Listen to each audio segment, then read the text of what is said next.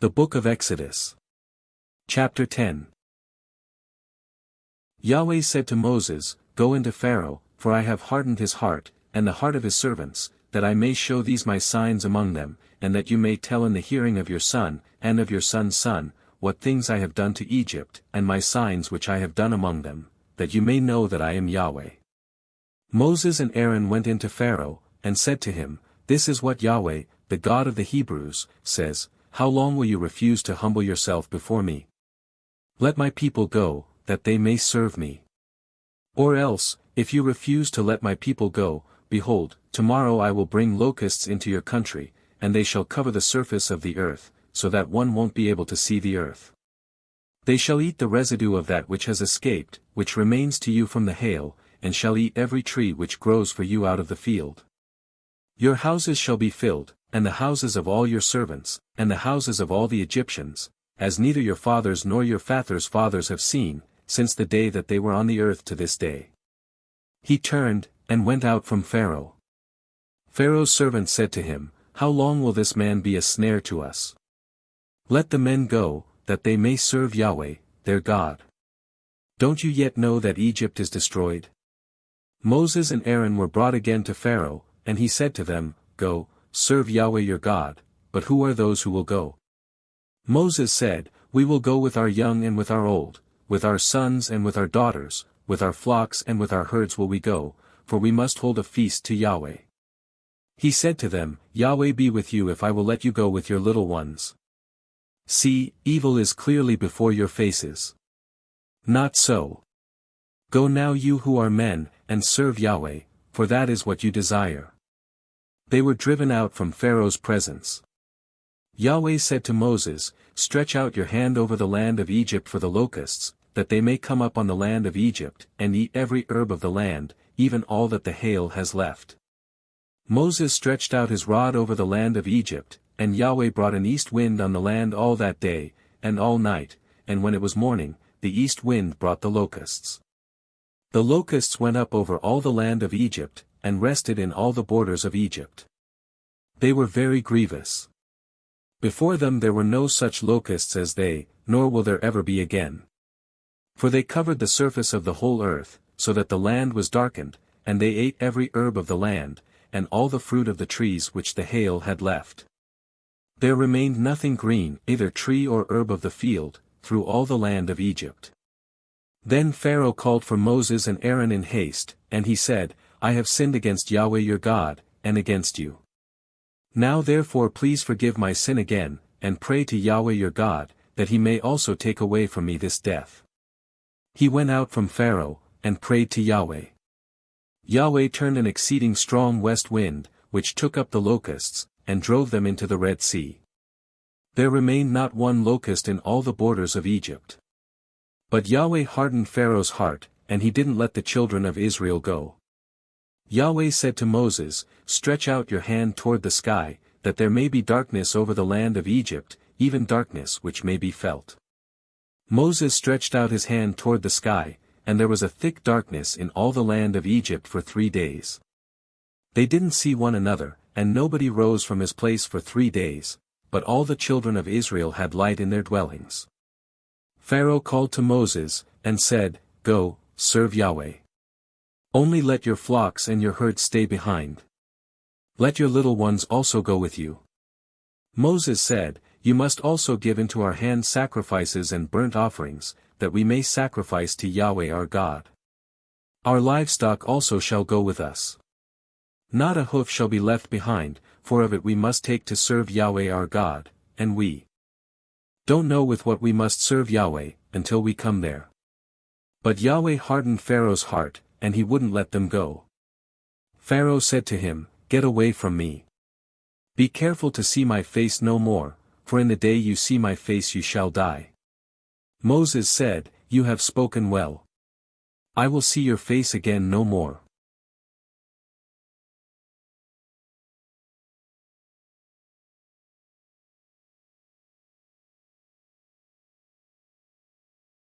The Book of Exodus. Chapter 11. Yahweh said to Moses, Yet one plague more will I bring on Pharaoh, and on Egypt, afterwards he will let you go. When he lets you go, he will surely thrust you out altogether. Speak now in the ears of the people, and let every man ask of his neighbor, and every woman of her neighbor, jewels of silver, and jewels of gold. Yahweh gave the people favor in the sight of the Egyptians. Moreover, the man Moses was very great in the land of Egypt, in the sight of Pharaoh's servants, and in the sight of the people. Moses said, "This is what Yahweh says, about midnight I will go out into the middle of Egypt, and all the firstborn in the land of Egypt shall die, from the firstborn of Pharaoh who sits on his throne, even to the firstborn of the female servant who is behind the mill, and all the firstborn of livestock. There shall be a great cry throughout all the land of Egypt, such as there has not been, nor shall be any more. But against any of the children of Israel a dog won't even bark or move its tongue, against man or animal, that you may know that Yahweh makes a distinction between the Egyptians and Israel. All these servants of yours will come down to me, and bow down themselves to me, saying, Get out, with all the people who follow you, and after that I will go out." He went out from Pharaoh in hot anger. Yahweh said to Moses, "Pharaoh won't listen to you, that my wonders may be multiplied in the land of Egypt." Moses and Aaron did all these wonders before Pharaoh, and Yahweh hardened Pharaoh's heart, and he didn't let the children of Israel go out of his land.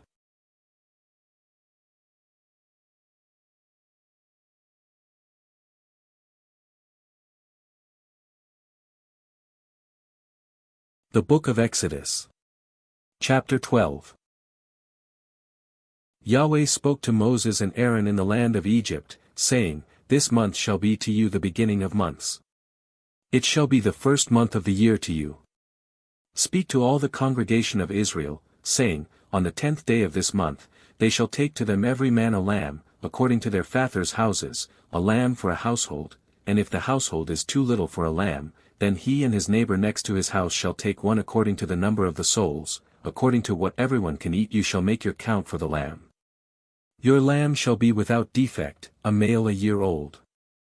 You shall take it from the sheep, or from the goats, and you shall keep it until the 14th day of the same month, and the whole assembly of the congregation of Israel shall kill it at evening.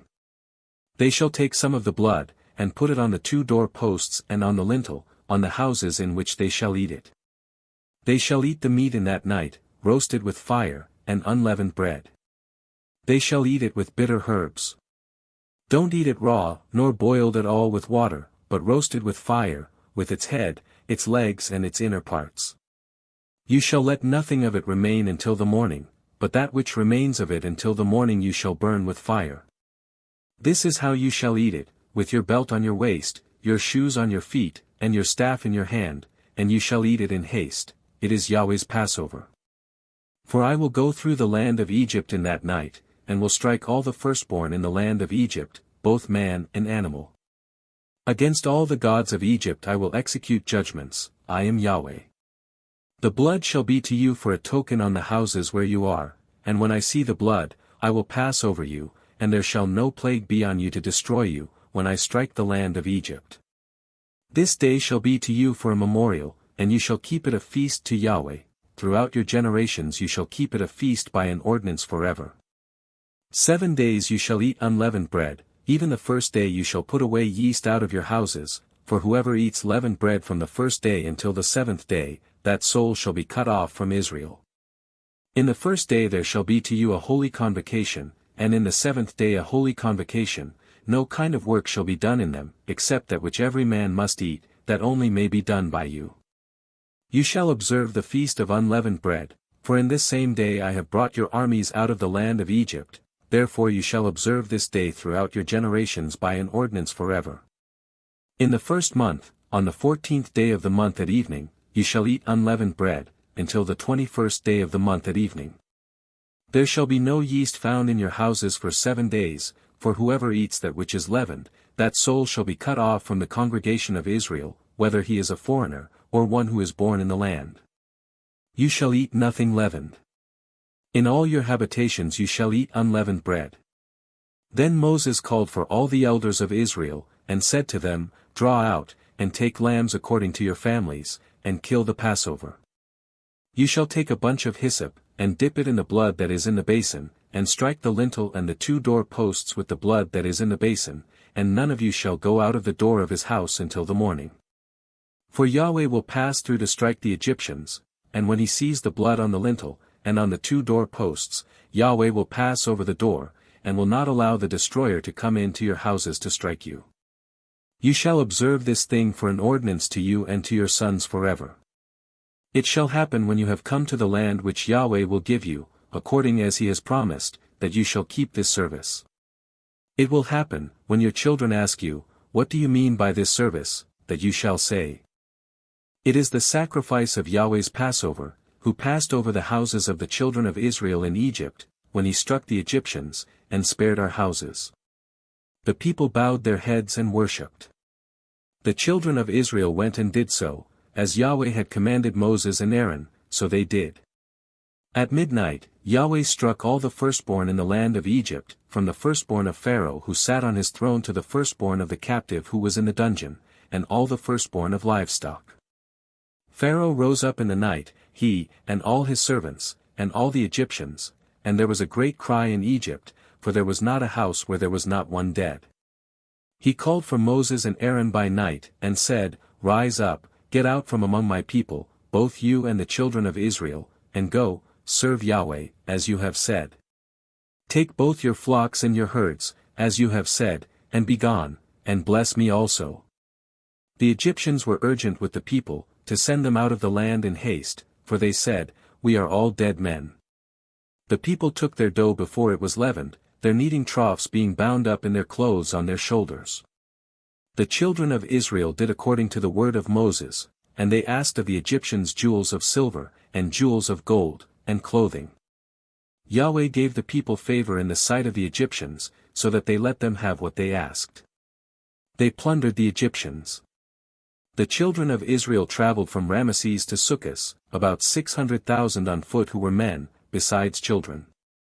A mixed multitude went up also with them, with flocks, herds, and even very much livestock. They baked unleavened cakes of the dough which they brought out of Egypt, for it wasn't leavened, because they were thrust out of Egypt, and couldn't wait, and they had not prepared any food for themselves. Now the time that the children of Israel lived in Egypt was 430 years. At the end of 430 years, to the day, all of Yahweh's armies went out from the land of Egypt. It is a night to be much observed to Yahweh for bringing them out from the land of Egypt. This is that night of Yahweh, to be much observed of all the children of Israel throughout their generations.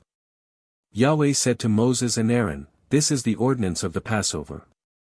No foreigner shall eat of it, but every man's servant who is bought for money, when you have circumcised him, then shall he eat of it. A foreigner and a hired servant shall not eat of it. It must be eaten in one house. You shall not carry any of the meat outside of the house. Do not break any of its bones. All the congregation of Israel shall keep it.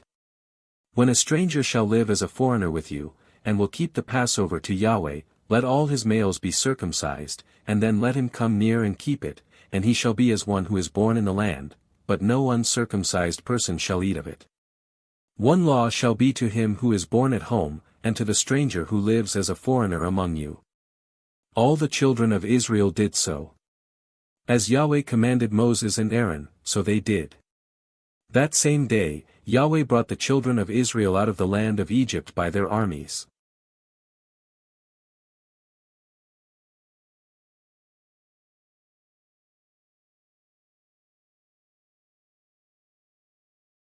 The Book of Exodus. Chapter 13.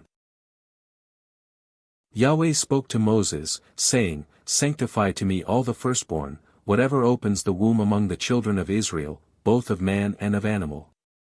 It is mine. Moses said to the people, Remember this day, in which you came out of Egypt, out of the house of bondage, for by strength of hand Yahweh brought you out from this place. No leavened bread shall be eaten.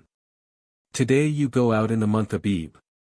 It shall be, when Yahweh shall bring you into the land of the Canaanite, and the Hittite, and the Amorite, and the Hivite, and the Jebusite, which he swore to your fathers to give you, a land flowing with milk and honey, that you shall keep this service in this month. 7 days you shall eat unleavened bread, and in the 7th day shall be a feast to Yahweh. Unleavened bread shall be eaten throughout the 7 days, and no leavened bread shall be seen with you. No yeast shall be seen with you, within all your borders. You shall tell your son in that day, saying, It is because of that which Yahweh did for me when I came out of Egypt. It shall be for a sign to you on your hand, and for a memorial between your eyes, that Yahweh's law may be in your mouth, for with a strong hand Yahweh has brought you out of Egypt. You shall therefore keep this ordinance in its season from year to year. It shall be, when Yahweh shall bring you into the land of the Canaanite, as he swore to you and to your fathers, and shall give it you, that you shall set apart to Yahweh all that opens the womb, and every firstborn that comes from an animal which you have. The males shall be Yahweh's. Every firstborn of a donkey you shall redeem with a lamb, and if you will not redeem it, then you shall break its neck, and you shall redeem all the firstborn of man among your sons. It shall be, when your son asks you in time to come, saying, What is this? That you shall tell him, By strength of hand Yahweh brought us out from Egypt, from the house of bondage. When Pharaoh stubbornly refused to let us go, Yahweh killed all the firstborn in the land of Egypt, both the firstborn of man, and the firstborn of livestock. Therefore I sacrifice to Yahweh all that opens the womb, being males, but all the firstborn of my sons I redeem. It shall be for a sign on your hand, and for symbols between your eyes, for by strength of hand Yahweh brought us out of Egypt. When Pharaoh had let the people go, God didn't lead them by the way of the land of the Philistines, although that was near, for God said, Lest perhaps the people change their minds when they see war, and they return to Egypt, but God led the people around by the way of the wilderness by the Red Sea, and the children of Israel went up armed out of the land of Egypt. Moses took the bones of Joseph with him, for he had made the children of Israel swear, saying, God will surely visit you, and you shall carry up my bones away from here with you. They took their journey from Sukkot, and encamped in Etham, in the edge of the wilderness. Yahweh went before them by day in a pillar of cloud, to lead them on their way, and by night in a pillar of fire, to give them light, that they might go by day and by night. The pillar of cloud by day, and the pillar of fire by night, didn't depart from before the people.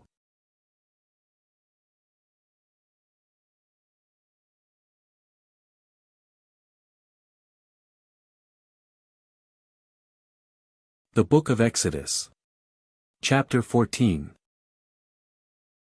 Yahweh spoke to Moses, saying, Speak to the children of Israel, that they turn back and encamp before Pi-hahiroth, between Migdol and the sea, before Baal-zephon. You shall encamp opposite it by the sea. Pharaoh will say of the children of Israel, They are entangled in the land. The wilderness has shut them in.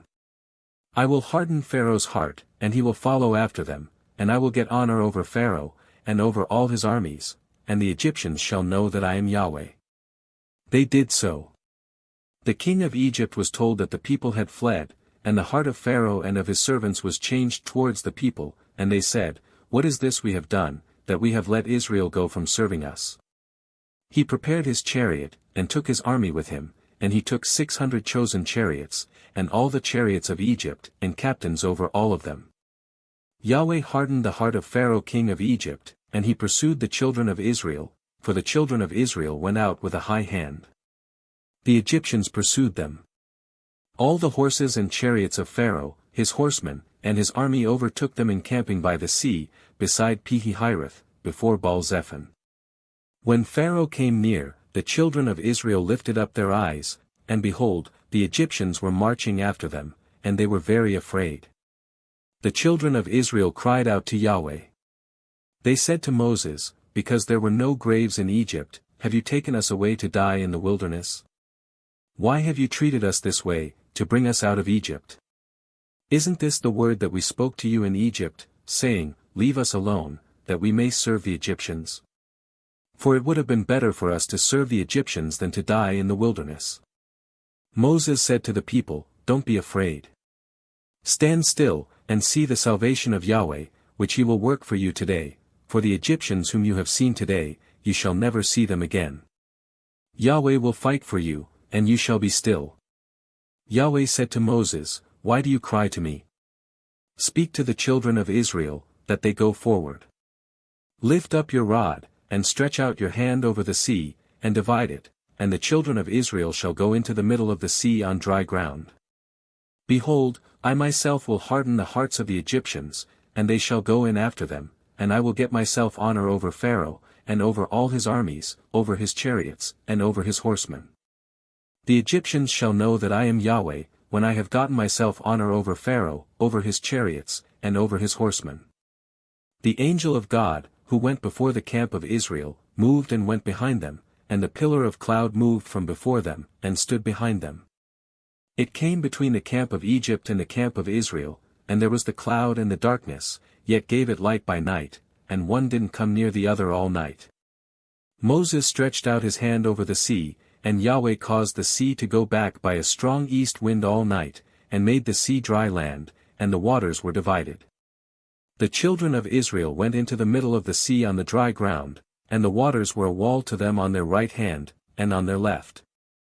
The Egyptians pursued, and went in after them into the middle of the sea, all of Pharaoh's horses, his chariots, and his horsemen.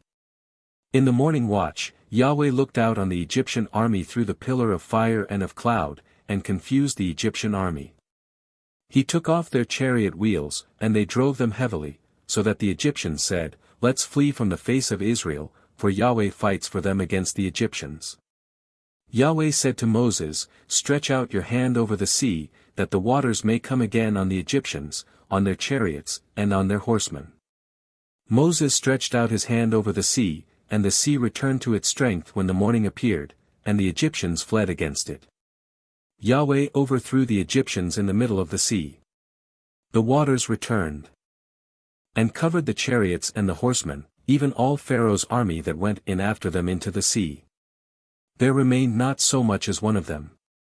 But the children of Israel walked on dry land in the middle of the sea, and the waters were a wall to them on their right hand, and on their left. Thus Yahweh saved Israel that day out of the hand of the Egyptians, and Israel saw the Egyptians dead on the seashore.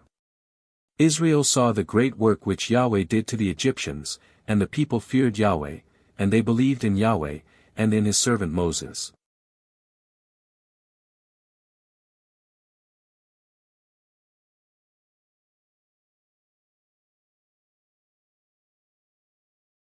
The Book of Exodus. Chapter 15. Then Moses and the children of Israel sang this song to Yahweh, and said, I will sing to Yahweh, for he has triumphed gloriously. The horse and his rider he has thrown into the sea. Yah is my strength and song. He has become my salvation. This is my God, and I will praise him. My father's God, and I will exalt him. Yahweh is a man of war. Yahweh is his name. He has cast Pharaoh's chariots and his army into the sea. His chosen captains are sunk in the Red Sea. The deeps cover them. They went down into the depths like a stone. Your right hand, Yahweh, is glorious in power. Your right hand, Yahweh, dashes the enemy in pieces. In the greatness of your excellency, you overthrow those who rise up against you. You send out your wrath. It consumes them as stubble. With the blast of your nostrils, the waters were piled up. The flood stood upright as a heap. The deeps were congealed in the heart of the sea. The enemy said, I will pursue. I will overtake. I will divide the plunder. My desire shall be satisfied on them.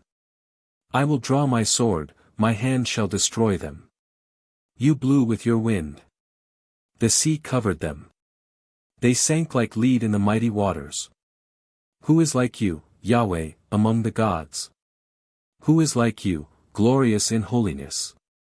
Fearful in praises, doing wonders. You stretched out your right hand. The earth swallowed them. You, in your loving kindness, have led the people that you have redeemed. You have guided them in your strength to your holy habitation. The peoples have heard. They tremble. Pangs have taken hold on the inhabitants of Philistia. Then the chiefs of Edom were dismayed. Trembling takes hold of the mighty men of Moab. All the inhabitants of Canaan have melted away. Terror and dread falls on them. By the greatness of your arm they are as still as a stone. Until your people pass over, Yahweh. Until the people you have purchased pass over. You shall bring them in, and plant them in the mountain of your inheritance. The place, Yahweh, which you have made for yourself to dwell in. The sanctuary, Lord, which your hands have established. Yahweh shall reign forever and ever.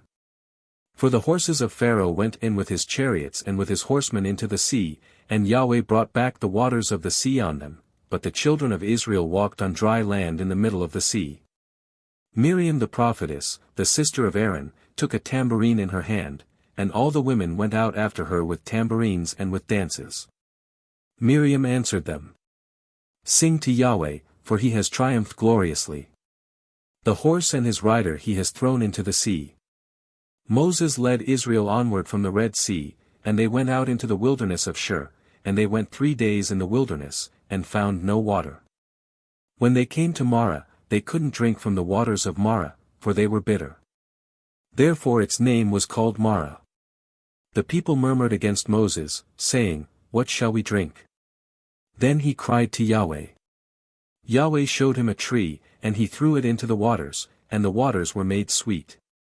There he made a statute and an ordinance for them, and there he tested them, and he said, If you will diligently listen to Yahweh your God's voice, and will do that which is right in his eyes, and will pay attention to his commandments, and keep all his statutes, I will put none of the diseases on you, which I have put on the Egyptians, for I am Yahweh who heals you. They came to Elim, where there were 12 springs of water, and 70 palm trees, and they encamped there by the waters.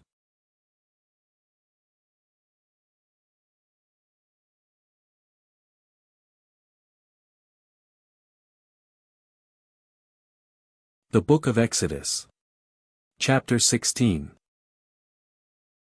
They took their journey from Elim, and all the congregation of the children of Israel came to the wilderness of Sin, which is between Elim and Sinai, on the 15th day of the 2nd month after their departing out of the land of Egypt.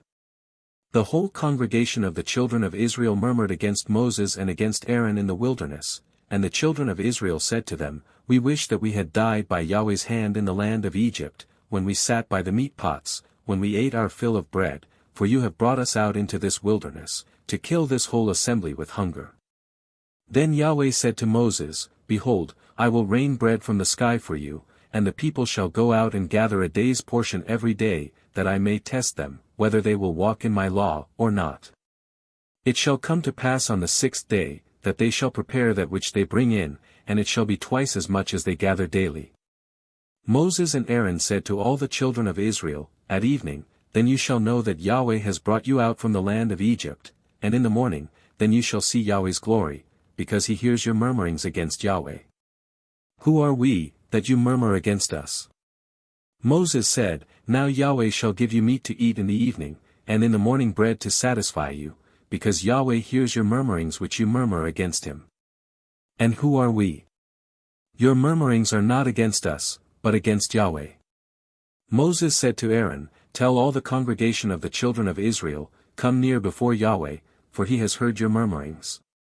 As Aaron spoke to the whole congregation of the children of Israel, they looked toward the wilderness, and behold, Yahweh's glory appeared in the cloud. Yahweh spoke to Moses, saying, I have heard the murmurings of the children of Israel. Speak to them, saying, At evening you shall eat meat, and in the morning you shall be filled with bread, and you shall know that I am Yahweh your God. In the evening, quail came up and covered the camp, and in the morning the dew lay around the camp. When the dew that lay had gone, behold, on the surface of the wilderness was a small round thing, small as the frost on the ground. When the children of Israel saw it, they said to one another, What is it? For they didn't know what it was. Moses said to them, It is the bread which Yahweh has given you to eat. This is the thing which Yahweh has commanded, gather of it everyone according to his eating, an omer a head, according to the number of your persons, you shall take it, every man for those who are in his tent. The children of Israel did so, and gathered some more, some less. When they measured it with an omer, he who gathered much had nothing over, and he who gathered little had no lack. They gathered every man according to his eating. Moses said to them, Let no one leave of it until the morning. Notwithstanding they didn't listen to Moses, but some of them left of it until the morning, and it bred worms, and became foul, and Moses was angry with them. They gathered it morning by morning, everyone according to his eating. When the sun grew hot, it melted. On the 6th day, they gathered twice as much bread, 2 omers for each one, and all the rulers of the congregation came and told Moses. He said to them, "This is that which Yahweh has spoken, tomorrow is a solemn rest, a holy Sabbath to Yahweh. Bake that which you want to bake, and boil that which you want to boil, and all that remains over lay up for yourselves to be kept until the morning."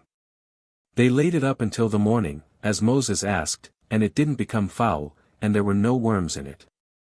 Moses said, "Eat that today, for today is a Sabbath to Yahweh.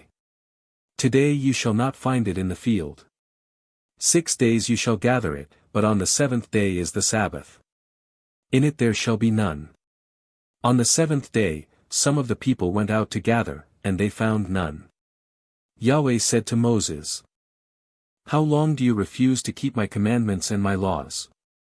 Behold, because Yahweh has given you the Sabbath, therefore he gives you on the 6th day the bread of 2 days. Everyone stay in his place. Let no one go out of his place on the 7th day." So the people rested on the 7th day. The house of Israel called its name manna, and it was like coriander seed, white, and its taste was like wafers with honey. Moses said, "This is the thing which Yahweh has commanded, let an omer full of it be kept throughout your generations, that they may see the bread with which I fed you in the wilderness, when I brought you out of the land of Egypt." Moses said to Aaron, "Take a pot, and put an omer full of manna in it, and lay it up before Yahweh, to be kept throughout your generations." As Yahweh commanded Moses, so Aaron laid it up before the testimony, to be kept. The children of Israel ate the manna 40 years, until they came to an inhabited land. They ate the manna until they came to the borders of the land of Canaan. Now an omer is 1/10 of an ephah.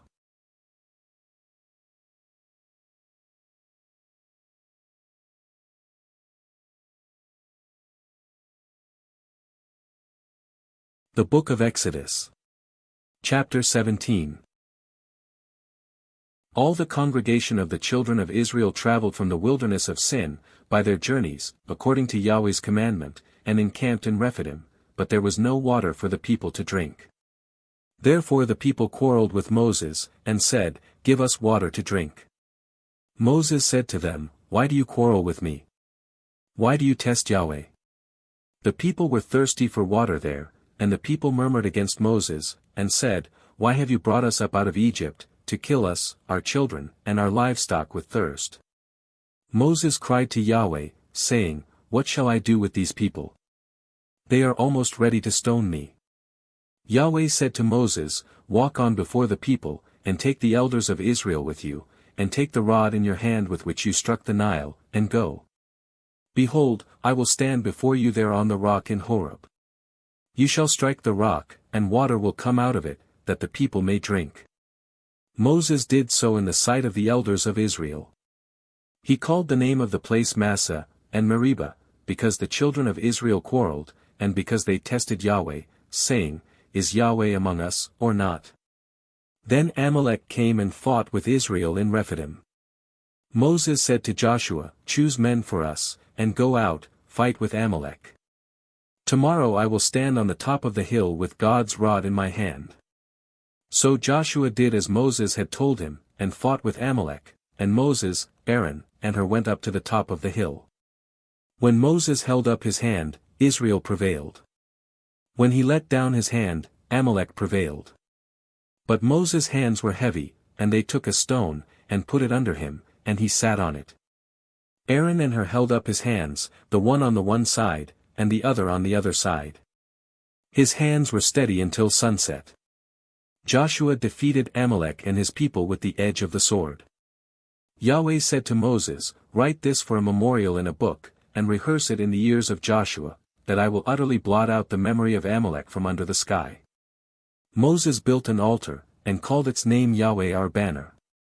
He said, "Yah has sworn, Yahweh will have war with Amalek from generation to generation."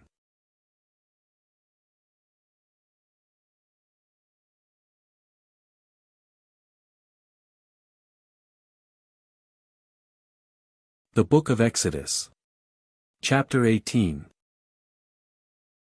Now Jethro, the priest of Midian, Moses' father-in-law, heard of all that God had done for Moses, and for Israel his people, how that Yahweh had brought Israel out of Egypt. Jethro, Moses' father-in-law, received Zipporah, Moses' wife, after he had sent her away, and her 2 sons. The name of one son was Gershom, for Moses said, I have lived as a foreigner in a foreign land. The name of the other was Eleazar, for he said, My father's God was my help and delivered me from Pharaoh's sword. Jethro, Moses' father-in-law, came with his sons and his wife to Moses into the wilderness where he was encamped, at the mountain of God. He said to Moses, I, your father-in-law Jethro, have come to you with your wife, and her 2 sons with her. Moses went out to meet his father-in-law, and bowed and kissed him. They asked each other of their welfare, and they came into the tent. Moses told his father-in-law all that Yahweh had done to Pharaoh and to the Egyptians for Israel's sake, all the hardships that had come on them on the way, and how Yahweh delivered them. Jethro rejoiced for all the goodness which Yahweh had done to Israel, in that he had delivered them out of the hand of the Egyptians. Jethro said, Blessed be Yahweh, who has delivered you out of the hand of the Egyptians, and out of the hand of Pharaoh, who has delivered the people from under the hand of the Egyptians. Now I know that Yahweh is greater than all gods because of the thing in which they dealt arrogantly against them. Jethro, Moses' father-in-law, took a burnt offering and sacrifices for God. Aaron came with all the elders of Israel, to eat bread with Moses' father-in-law before God. On the next day, Moses sat to judge the people, and the people stood around Moses from the morning to the evening. When Moses' father-in-law saw all that he did to the people, he said, What is this thing that you do for the people? Why do you sit alone, and all the people stand around you from morning to evening? Moses said to his father-in-law, Because the people come to me to inquire of God. When they have a matter, they come to me, and I judge between a man and his neighbor, and I make them know the statutes of God, and his laws. Moses' father-in-law said to him, The thing that you do is not good. You will surely wear away, both you, and this people that is with you, for the thing is too heavy for you. You are not able to perform it yourself alone. Listen now to my voice. I will give you counsel, and God be with you. You represent the people before God, and bring the causes to God. You shall teach them the statutes and the laws, and shall show them the way in which they must walk, and the work that they must do. Moreover you shall provide out of all the people able men which fear God, men of truth, hating unjust gain, and place such over them, to be rulers of thousands, rulers of hundreds, rulers of 50s, and rulers of 10s. Let them judge the people at all times. It shall be that every great matter they shall bring to you, but every small matter they shall judge themselves. So shall it be easier for you, and they shall share the load with you. If you will do this thing, and God commands you so, then you will be able to endure, and all these people also will go to their place in peace. So Moses listened to the voice of his father-in-law, and did all that he had said. Moses chose able men out of all Israel, and made them heads over the people, rulers of thousands, rulers of hundreds, rulers of 50s, and rulers of 10s. They judged the people at all times. They brought the hard causes to Moses, but every small matter they judged themselves. Moses let his father-in-law depart, and he went his way into his own land.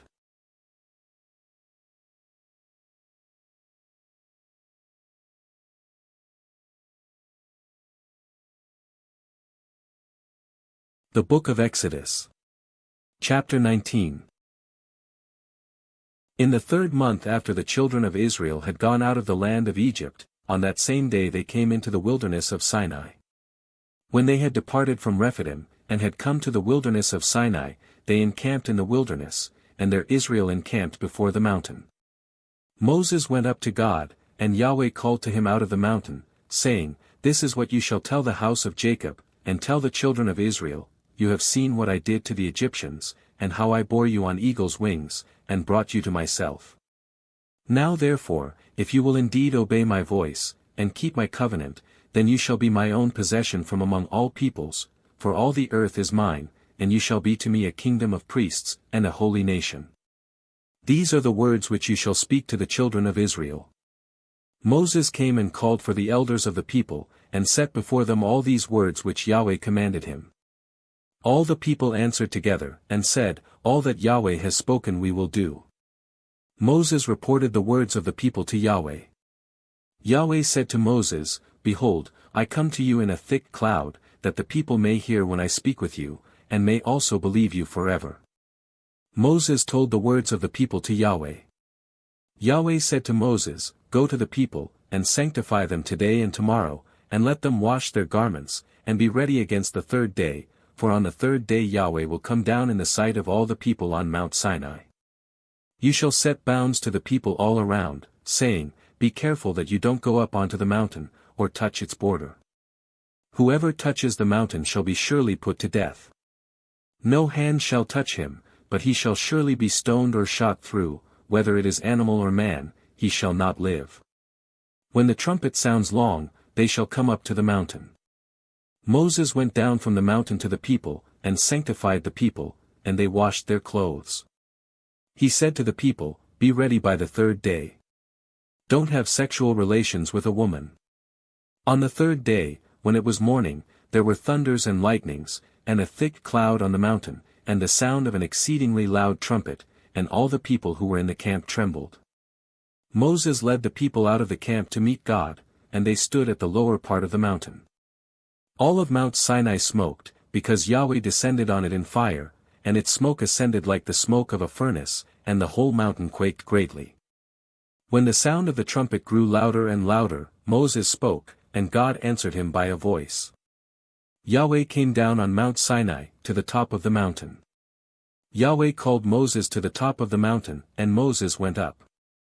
Yahweh said to Moses, Go down, warn the people, lest they break through to Yahweh to gaze, and many of them perish. Let the priests also, who come near to Yahweh, sanctify themselves, lest Yahweh break out on them. Moses said to Yahweh, The people can't come up to Mount Sinai, for you warned us, saying, Set bounds around the mountain, and sanctify it. Yahweh said to him, Go down. You shall bring Aaron up with you, but don't let the priests and the people break through to come up to Yahweh, lest he break out against them. So Moses went down to the people, and told them.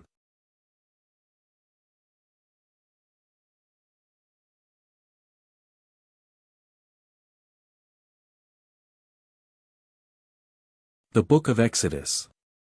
Chapter 1. Now these are the names of the sons of Israel, who came into Egypt. Every man and his household came with Jacob: Reuben, Simeon, Levi, and Judah, Issachar, Zebulun, and Benjamin, Dan and Naphtali, Gad and Asher. All the souls who came out of Jacob's body were 70 souls, and Joseph was in Egypt already. Joseph died, as did all his brothers, and all that generation. The children of Israel were fruitful, and increased abundantly, and multiplied, and grew exceedingly mighty, and the land was filled with them. Now there arose a new king over Egypt, who didn't know Joseph. He said to his people, Behold, the people of the children of Israel are more and mightier than we. Come, let us deal wisely with them, lest they multiply. And it happened that when any war breaks out, they also join themselves to our enemies, and fight against us, and escape out of the land. Therefore they set taskmasters over them to afflict them with their burdens. They built storage cities for Pharaoh, Pithom and Ramses. But the more they afflicted them, the more they multiplied and the more they spread out. They were grieved because of the children of Israel. The Egyptians ruthlessly made the children of Israel serve, and they made their lives bitter with hard service, in mortar and in brick, and in all kinds of service in the field, all their service, in which they ruthlessly made them serve. The king of Egypt spoke to the Hebrew midwives, of whom the name of the one was Shiphrah, and the name of the other Puah, and he said, When you perform the duty of a midwife to the Hebrew women, and see them on the birth stool, if it is a son, then you shall kill him, but if it is a daughter, then she shall live. But the midwives feared God, and didn't do what the king of Egypt commanded them, but saved the baby boys alive. The king of Egypt called for the midwives, and said to them, Why have you done this thing, and have saved the boys alive? The midwives said to Pharaoh, Because the Hebrew women aren't like the Egyptian women, for they are vigorous, and give birth before the midwife comes to them. God dealt well with the midwives, and the people multiplied, and grew very mighty. Because the midwives feared God, he gave them families. Pharaoh commanded all his people, saying, You shall cast every son who is born into the river, and every daughter you shall save alive.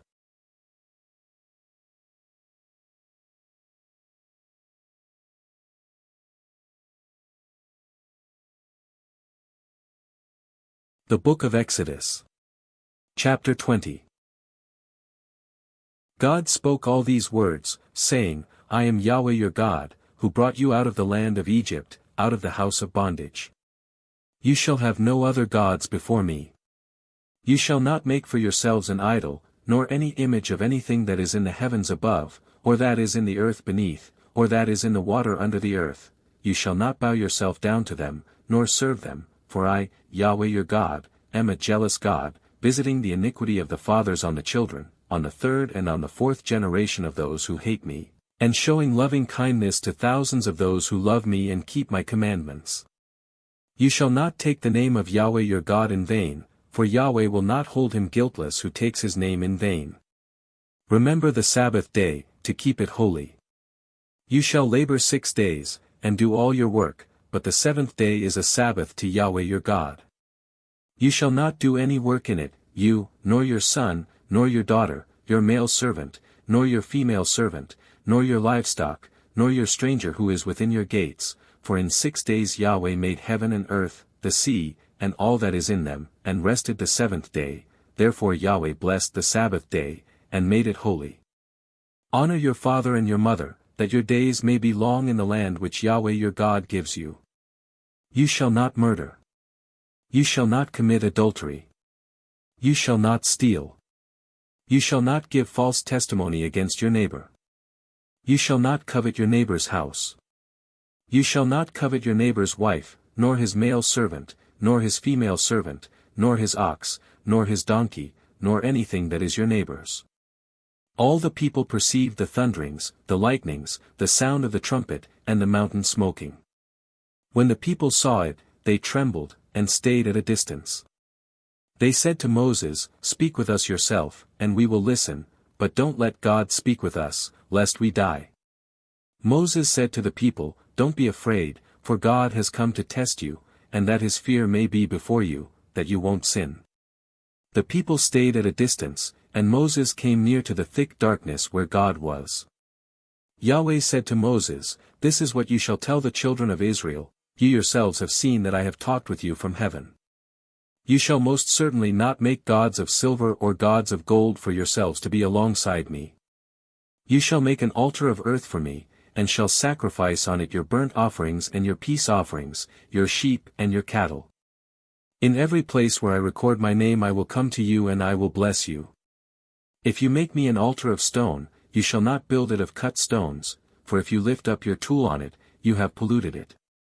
You shall not go up by steps to my altar, that your nakedness may not be exposed to it.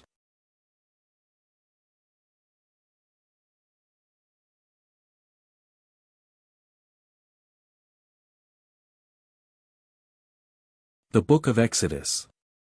Chapter 21. Now these are the ordinances which you shall set before them. If you buy a Hebrew servant, he shall serve 6 years, and in the 7th he shall go out free without paying anything. If he comes in by himself, he shall go out by himself. If he is married, then his wife shall go out with him. If his master gives him a wife and she bears him sons or daughters, the wife and her children shall be her master's, and he shall go out by himself. But if the servant shall plainly say, I love my master, my wife, and my children, I will not go out free, then his master shall bring him to God, and shall bring him to the door or to the doorpost, and his master shall bore his ear through with an awl, and he shall serve him forever. If a man sells his daughter to be a female servant, she shall not go out as the male servants do. If she doesn't please her master, who has married her to himself, then he shall let her be redeemed. He shall have no right to sell her to a foreign people, since he has dealt deceitfully with her. If he marries her to his son, he shall deal with her as a daughter. If he takes another wife to himself, he shall not diminish her food, her clothing, and her marital rights. If he doesn't do these 3 things for her, she may go free without paying any money. One who strikes a man so that he dies shall surely be put to death, but not if it is unintentional, but God allows it to happen, then I will appoint you a place where he shall flee. If a man schemes and comes presumptuously on his neighbor to kill him, ye shall take him from my altar, that he may die. Anyone who attacks his father or his mother shall be surely put to death. Anyone who kidnaps someone and sells him, or if he is found in his hand, he shall surely be put to death. Anyone who curses his father or his mother shall surely be put to death. If men quarrel and one strikes the other with a stone, or with his fist, and he doesn't die, but is confined to bed, if he rises again and walks around with his staff, then he who struck him shall be cleared, only he shall pay for the loss of his time, and shall provide for his healing until he is thoroughly healed. If a man strikes his servant or his maid with a rod, and he dies under his hand, he shall surely be punished. Notwithstanding, if he gets up after a day or 2, he shall not be punished, for he is his property. If men fight and hurt a pregnant woman so that she gives birth prematurely, and yet no harm follows, he shall be surely fined as much as the woman's husband demands and the judges allow. But if any harm follows, then you must take life for life, eye for eye, tooth for tooth, hand for hand, foot for foot, burning for burning, wound for wound, and bruise for bruise. If a man strikes his servant's eye, or his maid's eye, and destroys it, he shall let him go free for his eye's sake. If he strikes out his male servant's tooth, or his female servant's tooth, he shall let him go free for his tooth's sake. If a bull gores a man or a woman to death, the bull shall surely be stoned, and its meat shall not be eaten, but the owner of the bull shall not be held responsible. But if the bull had a habit of goring in the past, and it has been testified to its owner, and he has not kept it in, but it has killed a man or a woman, the bull shall be stoned, and its owner shall also be put to death.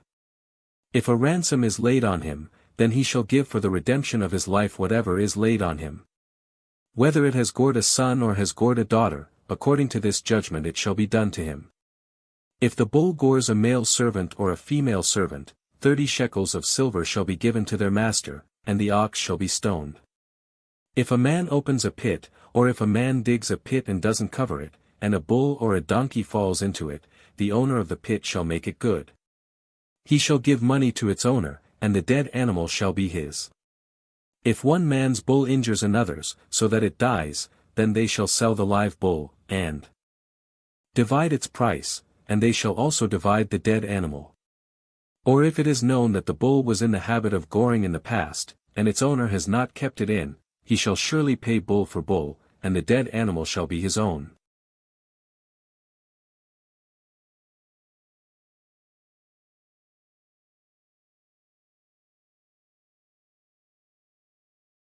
The Book of Exodus. Chapter 22. If a man steals an ox or a sheep, and kills it, or sells it, he shall pay 5 oxen for an ox, and 4 sheep for a sheep. If the thief is found breaking in, and is struck so that he dies, there shall be no guilt of bloodshed for him. If the sun has risen on him, guilt of bloodshed shall be for him, he shall make restitution. If he has nothing, then he shall be sold for his theft.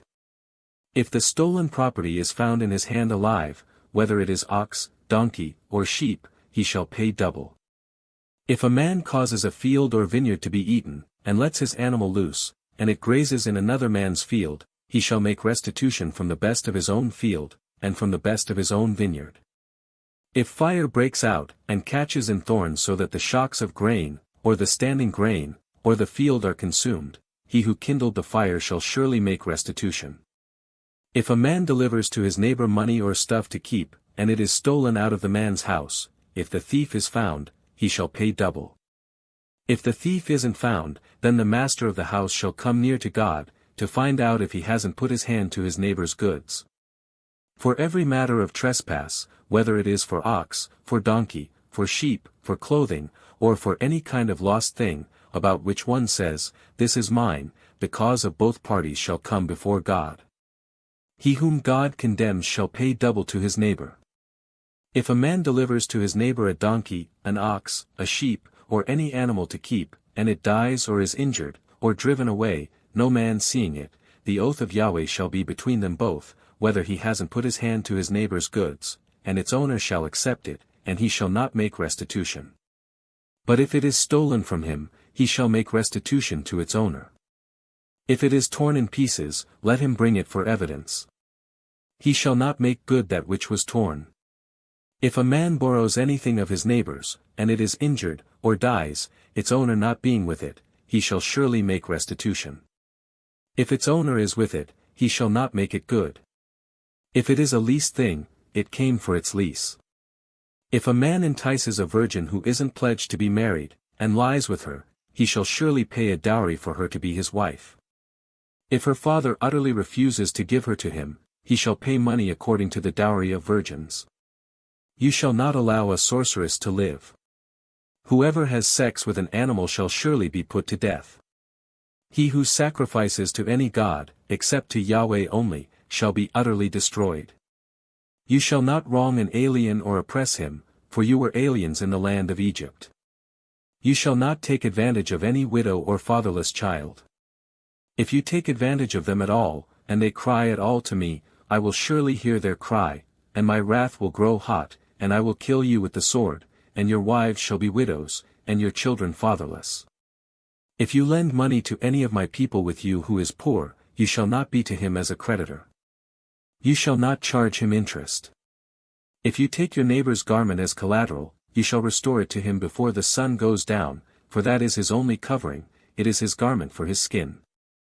What would he sleep in? It will happen, when he cries to me, that I will hear, for I am gracious. You shall not blaspheme God, nor curse a ruler of your people. You shall not delay to offer from your harvest and from the outflow of your presses. You shall give the firstborn of your sons to me. You shall do likewise with your cattle and with your sheep.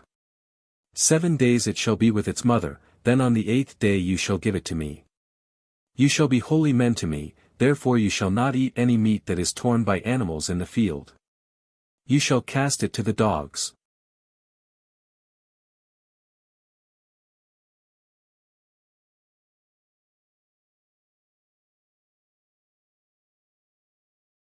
The Book of Exodus. Chapter 23. You shall not spread a false report. Don't join your hand with the wicked to be a malicious witness. You shall not follow a crowd to do evil. You shall not testify in court to side with a multitude to pervert justice. You shall not favor a poor man in his cause. If you meet your enemy's ox or his donkey going astray, you shall surely bring it back to him again. If you see the donkey of him who hates you fallen down under his burden, don't leave him, you shall surely help him with it. You shall not deny justice to your poor people in their lawsuits. Keep far from a false charge, and don't kill the innocent and righteous, for I will not justify the wicked. You shall take no bribe, for a bribe blinds those who have sight and perverts the words of the righteous. You shall not oppress an alien, for you know the heart of an alien, since you were aliens in the land of Egypt. For 6 years you shall sow your land, and shall gather in its increase, but the 7th year you shall let it rest and lie fallow, that the poor of your people may eat, and what they leave the animal of the field shall eat. In the same way, you shall deal with your vineyard and with your olive grove. 6 days you shall do your work, and on the 7th day you shall rest, that your ox and your donkey may have rest, and the son of your servant, and the alien may be refreshed. Be careful to do all things that I have said to you, and don't invoke the name of other gods or even let them be heard out of your mouth. You shall observe a feast to me 3 times a year. You shall observe the feast of unleavened bread. 7 days you shall eat unleavened bread, as I commanded you, at the time appointed in the month Abib, for in it you came out of Egypt, and no one shall appear before me empty. And the feast of harvest, the first fruits of your labors, which you sow in the field, and the feast of ingathering, at the end of the year, when you gather in your labors out of the field. 3 times in the year all your males shall appear before the Lord Yahweh. You shall not offer the blood of my sacrifice with leavened bread. The fat of my feast shall not remain all night until the morning. The first of the first fruits of your ground you shall bring into the house of Yahweh your God. You shall not boil a young goat in its mother's milk. Behold, I send an angel before you, to keep you by the way, and to bring you into the place which I have prepared. Pay attention to him, and listen to his voice. Don't provoke him, for he will not pardon your disobedience, for my name is in him. But if you indeed listen to his voice, and do all that I speak, then I will be an enemy to your enemies, and an adversary to your adversaries. For my angel shall go before you, and bring you into the Amorite, the Hittite, the Perizzite, the Canaanite, the Hivite, and the Jebusite, and I will cut them off. You shall not bow down to their gods, nor serve them, nor follow their practices, but you shall utterly overthrow them and demolish their pillars. You shall serve Yahweh your God, and he will bless your bread and your water, and I will take sickness away from among you. No one will miscarry or be barren in your land. I will fulfill the number of your days. I will send my terror before you, and will confuse all the people to whom you come, and I will make all your enemies turn their backs to you. I will send the hornet before you, which will drive out the Hivite, the Canaanite, and the Hittite, from before you. I will not drive them out from before you in 1 year, lest the land become desolate, and the animals of the field multiply against you. Little by little I will drive them out from before you, until you have increased and inherit the land. I will set your border from the Red Sea even to the sea of the Philistines, and from the wilderness to the river, for I will deliver the inhabitants of the land into your hand, and you shall drive them out before you. You shall make no covenant with them, nor with their gods. They shall not dwell in your land, lest they make you sin against me, for if you serve their gods, it will surely be a snare to you.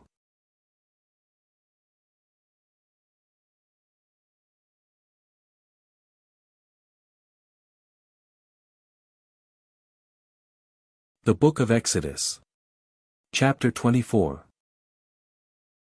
He said to Moses, Come up to Yahweh, you, and Aaron, Nadab, and Abihu, and 70 of the elders of Israel, and worship from a distance.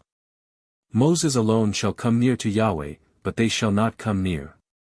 The people shall not go up with him. Moses came and told the people all Yahweh's words, and all the ordinances, and all the people answered with one voice, and said, All the words which Yahweh has spoken will we do. Moses wrote all Yahweh's words, and rose up early in the morning, and built an altar under the mountain, and 12 pillars for the 12 tribes of Israel.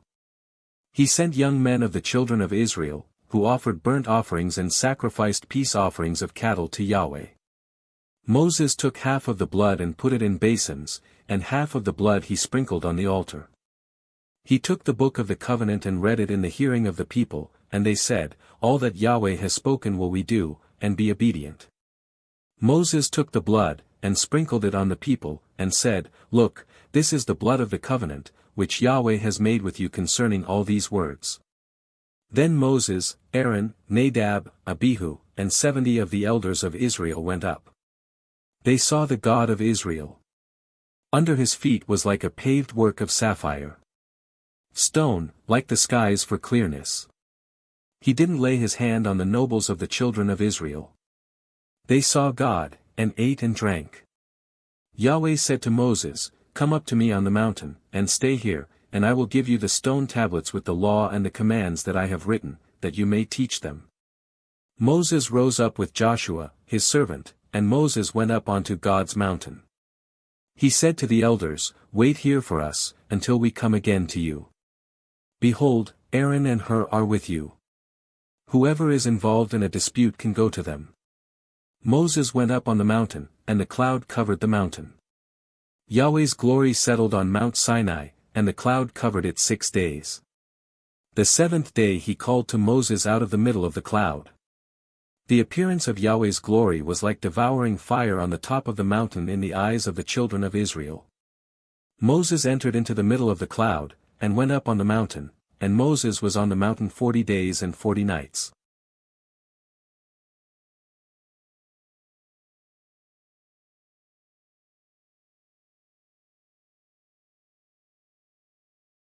The Book of Exodus.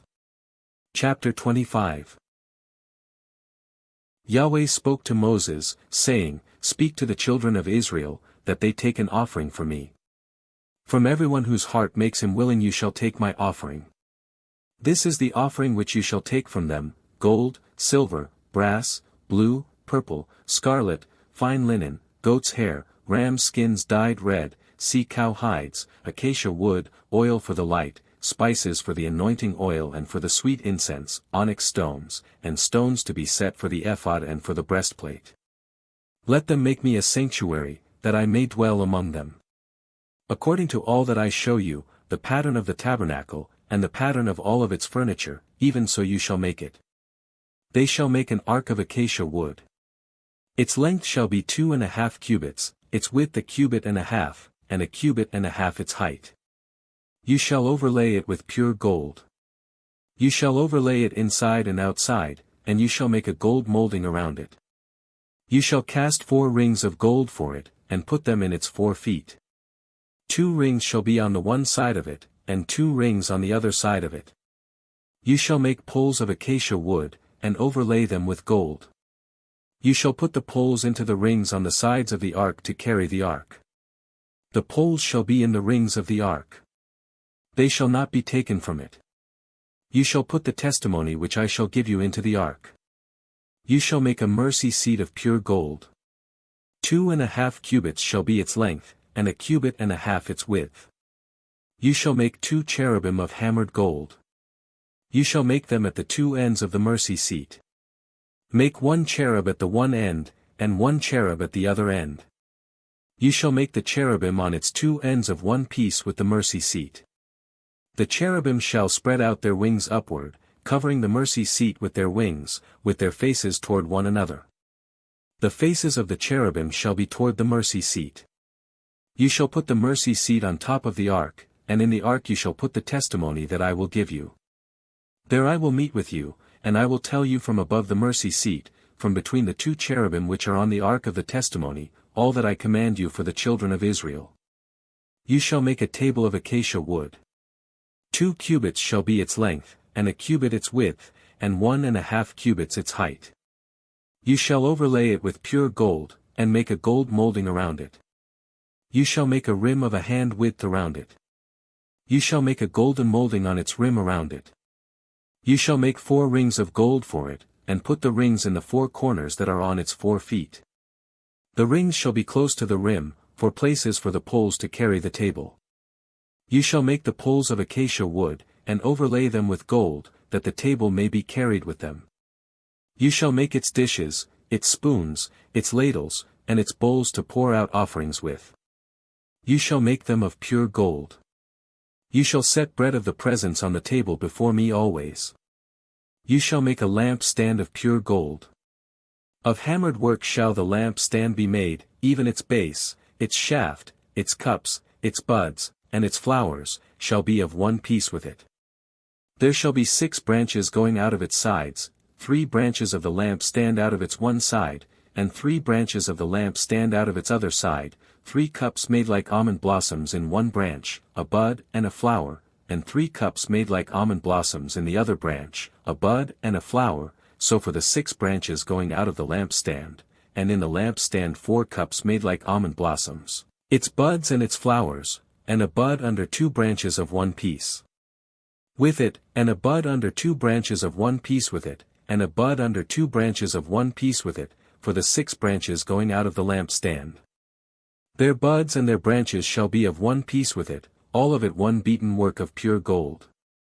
You shall make its lamps 7, and they shall light its lamps to give light to the space in front of it. Its snuffers and its snuff dishes shall be of pure gold. It shall be made of a talent of pure gold, with all these accessories.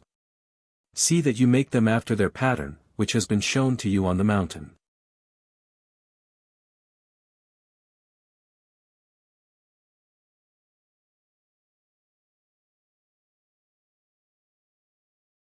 The Book of Exodus. Chapter 26.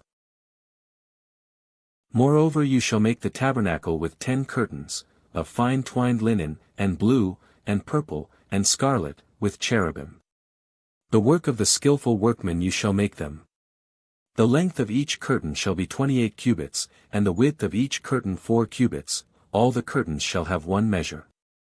5 curtains shall be coupled together to one another, and the other 5 curtains shall be coupled to one another. You shall make loops of blue on the edge of the one curtain from the edge in the coupling, and likewise you shall make in the edge of the curtain that is outermost in the second coupling. You shall make 50 loops in the one curtain, and you shall make 50 loops in the edge of the curtain that is in the second coupling. The loops shall be opposite one another. You shall make 50 clasps of gold, and couple the curtains to one another with the clasps, and the tabernacle shall be a unit. You shall make curtains of goat's hair for a covering over the tabernacle. You shall make them 11 curtains.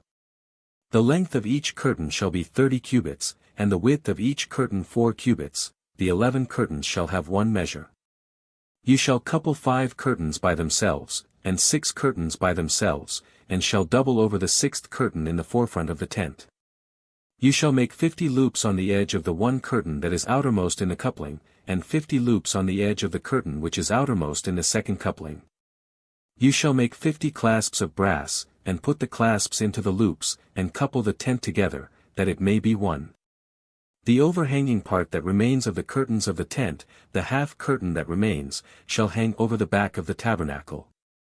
The cubit on the one side, and the cubit on the other side, of that which remains in the length of the curtains of the tent, shall hang over the sides of the tabernacle on this side and on that side, to cover it. You shall make a covering for the tent of ram skins dyed red, and a covering of sea-cow hides above. You shall make the boards for the tabernacle of acacia wood, standing up. 10 cubits shall be the length of a board, and 1.5 cubits the width of each board. There shall be 2 tenons in each board, joined to one another, thus you shall make for all the boards of the tabernacle. You shall make the boards for the tabernacle, 20 boards for the south side southward. You shall make 40 sockets of silver under the 20 boards, 2 sockets under one board for its 2 tenons, and 2 sockets under another board for its 2 tenons. For the second side of the tabernacle, on the north side, 20 boards, and their 40 sockets of silver, 2 sockets under one board, and 2 sockets under another board. For the far part of the tabernacle westward you shall make 6 boards. You shall make 2 boards for the corners of the tabernacle in the far part. They shall be double beneath, and in the same way they shall be whole to its top to one ring, thus shall it be for them both, they shall be for the 2 corners. There shall be 8 boards, and their sockets of silver, 16 sockets, 2 sockets under one board, and 2 sockets under another board. You shall make bars of acacia wood, 5 for the boards of the one side of the tabernacle, and 5 bars for the boards of the other side of the tabernacle, and 5 bars for the boards of the side of the tabernacle, for the far part westward. The middle bar in the middle of the board shall pass through from end to end. You shall overlay the boards with gold, and make their rings of gold for places for the bars, and you shall overlay the bars with gold. You shall set up the tabernacle according to the way that it was shown to you on the mountain. You shall make a veil of blue, and purple, and scarlet, and fine twined linen, with cherubim. The work of the skillful workman shall it be made. You shall hang it on 4 pillars of acacia overlaid with gold, their hooks shall be of gold, on 4 sockets of silver. You shall hang up the veil under the clasps, and shall bring the ark of the testimony in there within the veil, and the veil shall separate the holy place from the most holy for you. You shall put the mercy seat on the ark of the testimony in the most holy place. You shall set the table outside the veil, and the lamp stand over against the table on the side of the tabernacle toward the south, and you shall put the table on the north side. You shall make a screen for the door of the tent, of blue, and purple, and scarlet, and fine twined linen, the work of the embroiderer. You shall make for the screen 5 pillars of acacia, and overlay them with gold, their hooks shall be of gold, and you shall cast 5 sockets of brass for them.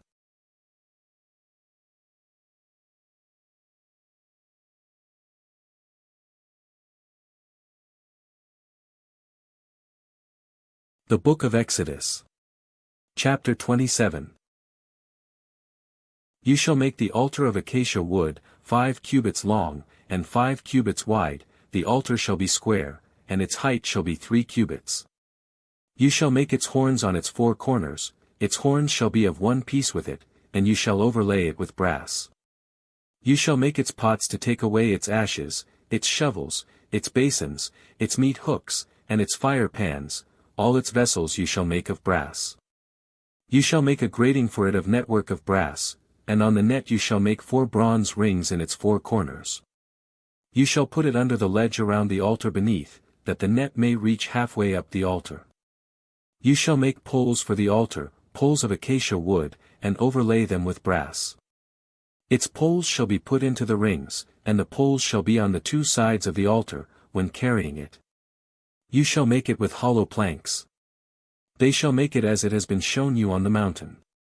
You shall make the court of the tabernacle. For the south side southward there shall be hangings for the court of fine twined linen 100 cubits long for one side, and its pillars shall be 20, and their sockets 20, of brass. The hooks of the pillars and their fillets shall be of silver. Likewise for the north side in length there shall be hangings 100 cubits long, and its pillars 20, and their sockets 20, of brass, the hooks of the pillars, and their fillets, of silver. For the width of the court on the west side shall be hangings of 50 cubits, their pillars 10, and their sockets 10. The width of the court on the east side eastward shall be 50 cubits. The hangings for the one side of the gate shall be 15 cubits, their pillars 3, and their sockets 3. For the other side shall be hangings of 15 cubits, their pillars 3, and their sockets 3.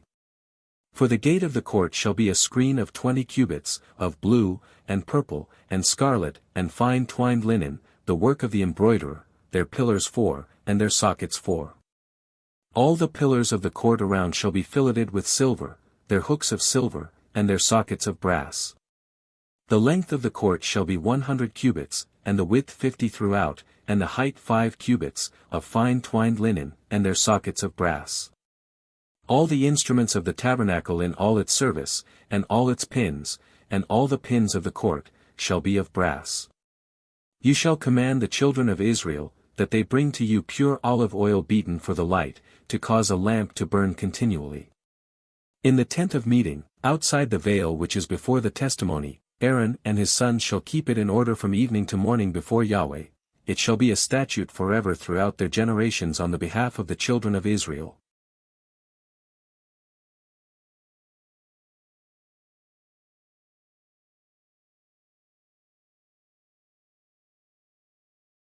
The Book of Exodus. Chapter 28. Bring Aaron your brother, and his sons with him, near to you from among the children of Israel, that he may minister to me in the priest's office, even Aaron, Nadab and Abihu, Eleazar and Ithamar, Aaron's sons. You shall make holy garments for Aaron your brother, for glory, and for beauty. You shall speak to all who are wise-hearted, whom I have filled with the spirit of wisdom, that they make Aaron's garments to sanctify him, that he may minister to me in the priest's office. These are the garments which they shall make, a breastplate, and an ephod, and a robe, and a coat of checker work, a turban, and a sash, and they shall make holy garments for Aaron your brother, and his sons, that he may minister to me in the priest's office. They shall take the gold, and the blue, and the purple, and the scarlet, and the fine linen. They shall make the ephod of gold, of blue, and purple, scarlet, and fine twined linen, the work of the skillful workman. It shall have 2 shoulder straps joined to the 2 ends of it, that it may be joined together. The skillfully woven band, which is on it, that is on him, shall be like its work and of the same piece, of gold, of blue, and purple, and scarlet, and fine twined linen. You shall take 2 onyx stones, and engrave on them the names of the children of Israel, 6 of their names on the one stone, and the names of the 6 that remain on the other stone, in the order of their birth. With the work of an engraver in stone, like the engravings of a signet, you shall engrave the 2 stones, according to the names of the children of Israel, you shall make them to be enclosed in settings of gold. You shall put the 2 stones on the shoulder straps of the ephod, to be stones of memorial for the children of Israel, and Aaron shall bear their names before Yahweh on his 2 shoulders for a memorial. You shall make settings of gold, and 2 chains of pure gold, you shall make them like cords of braided work, and you shall put the braided chains on the settings. You shall make a breastplate of judgment, the work of the skillful workman, like the work of the ephod you shall make it, of gold, of blue, and purple, and scarlet, and fine twined linen, you shall make it. It shall be square and folded double, a span shall be its length of it, and a span its width. You shall set in it settings of stones, 4 rows of stones, a row of ruby, topaz, and beryl shall be the first row, and the second row a turquoise, a sapphire, and an emerald, and the third row a jacinth, an agate, and an amethyst, and the fourth row a chrysolite, an onyx, and a jasper. They shall be enclosed in gold in their settings. The stones shall be according to the names of the children of Israel, 12, according to their names, like the engravings of a signet, everyone according to his name, they shall be for the 12 tribes. You shall make on the breastplate chains like cords, of braided work of pure gold. You shall make on the breastplate 2 rings of gold, and shall put the 2 rings on the 2 ends of the breastplate. You shall put the 2 braided chains of gold in the 2 rings at the ends of the breastplate. The other 2 ends of the 2 braided chains you shall put on the 2 settings, and put them on the shoulder straps of the ephod in its forepart. You shall make 2 rings of gold, and you shall put them on the 2 ends of the breastplate, on its edge, which is toward the side of the ephod inward. You shall make 2 rings of gold, and shall put them on the 2 shoulder straps of the ephod underneath, in its forepart, close by its coupling, above the skillfully woven band of the ephod. They shall bind the breastplate by its rings to the rings of the ephod with a lace of blue, that it may be on the skillfully woven band of the ephod, and that the breastplate may not swing out from the ephod. Aaron shall bear the names of the children of Israel in the breastplate of judgment on his heart, when he goes into the holy place, for a memorial before Yahweh continually. You shall put in the breastplate of judgment the Urim and the Thummim, and they shall be on Aaron's heart, when he goes in before Yahweh, and Aaron shall bear the judgment of the children of Israel on his heart before Yahweh continually. You shall make the robe of the ephod olive blue. It shall have a hole for the head in the middle of it. It shall have a binding of woven work around its hole, as it were the hole of a coat of mail, that it not be torn. On its hem you shall make pomegranates of blue, and of purple, and of scarlet, around its hem, and bells of gold between and around them, a golden bell and a pomegranate, a golden bell and a pomegranate, around the hem of the robe. It shall be on Aaron to minister, and its sound shall be heard when he goes into the holy place before Yahweh, and when he comes out, that he not die. You shall make a plate of pure gold, and engrave on it, like the engravings of a signet, Holy to Yahweh. You shall put it on a lace of blue, and it shall be on the sash, on the front of the sash it shall be. It shall be on Aaron's forehead, and Aaron shall bear the iniquity of the holy things, which the children of Israel shall make holy in all their holy gifts, and it shall be always on his forehead, that they may be accepted before Yahweh. You shall weave the coat in checker work of fine linen, and you shall make a turban of fine linen, and you shall make a sash, the work of the embroiderer. You shall make coats for Aaron's sons, and you shall make sashes for them, and you shall make headbands for them, for glory and for beauty. You shall put them on Aaron your brother, and on his sons with him, and shall anoint them, and consecrate them, and sanctify them, that they may minister to me in the priest's office. You shall make them linen breeches to cover the flesh of their nakedness, from the waist even to the thighs they shall reach. They shall be on Aaron, and on his sons, when they go into the tent of meeting, or when they come near to the altar to minister in the holy place, that they don't bear iniquity, and die. It shall be a statute forever to him and to his offspring after him.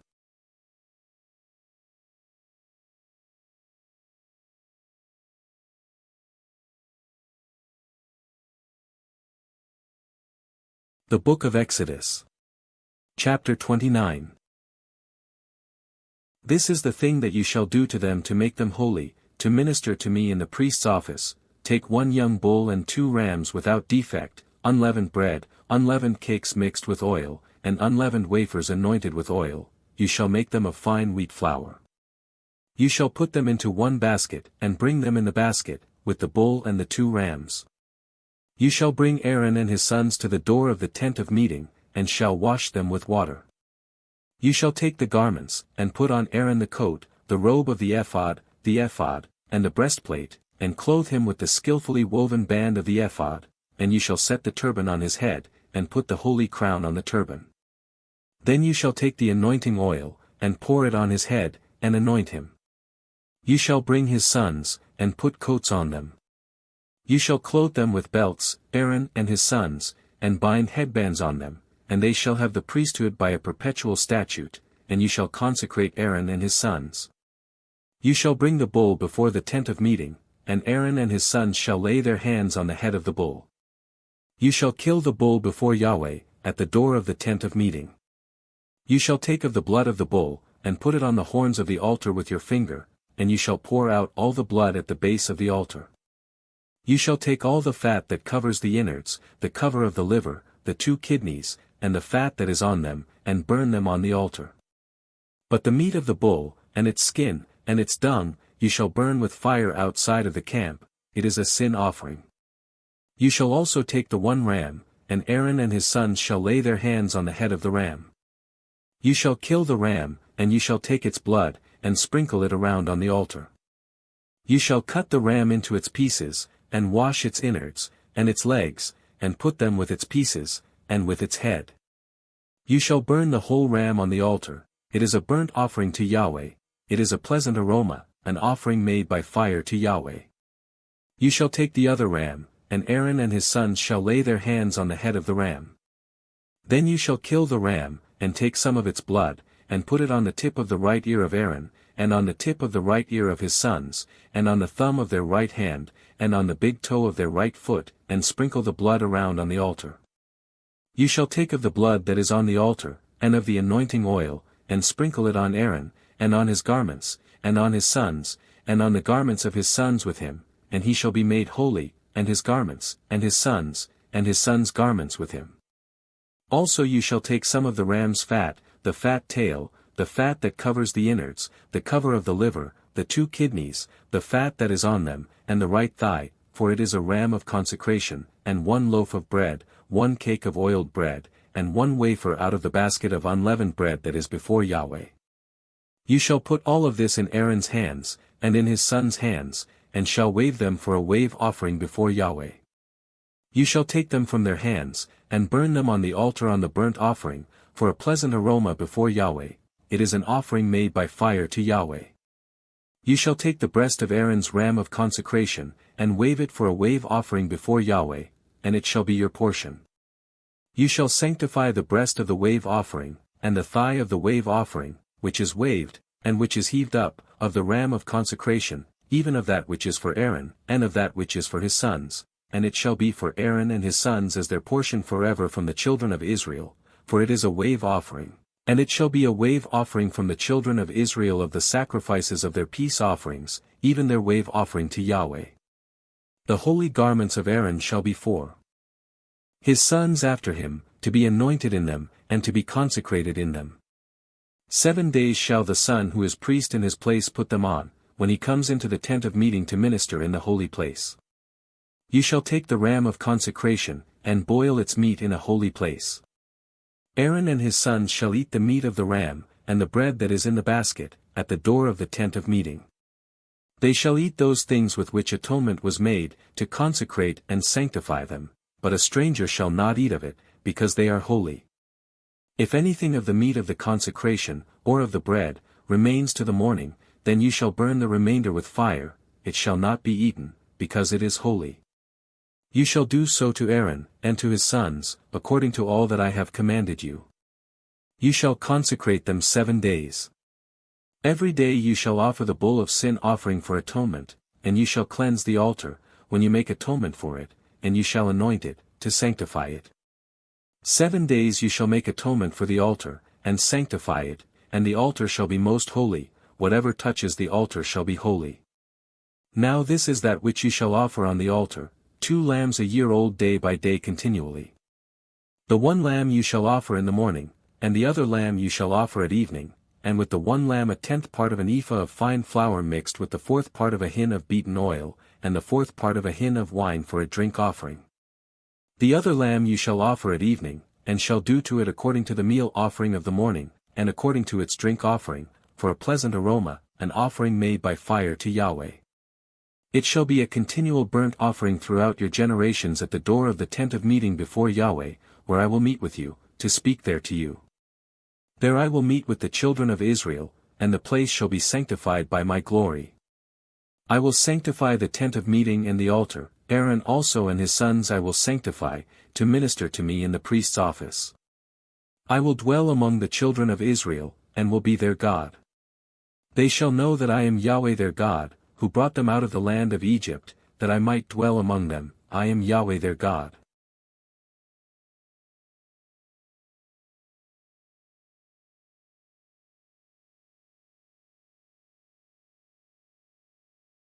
The Book of Exodus. Chapter 2. A man of the house of Levi went and took a daughter of Levi as his wife. The woman conceived, and bore a son. When she saw that he was a fine child, she hid him 3 months. When she could no longer hide him, she took a papyrus basket for him, and coated it with tar and with pitch. She put the child in it, and laid it in the reeds by the river's bank. His sister stood far off, to see what would be done to him. Pharaoh's daughter came down to bathe at the river. Her maidens walked along by the riverside. She saw the basket among the reeds, and sent her servant to get it. She opened it, and saw the child, and behold, the baby cried. She had compassion on him, and said, "This is one of the Hebrews' children." Then his sister said to Pharaoh's daughter, "Should I go and call a nurse for you from the Hebrew women, that she may nurse the child for you?"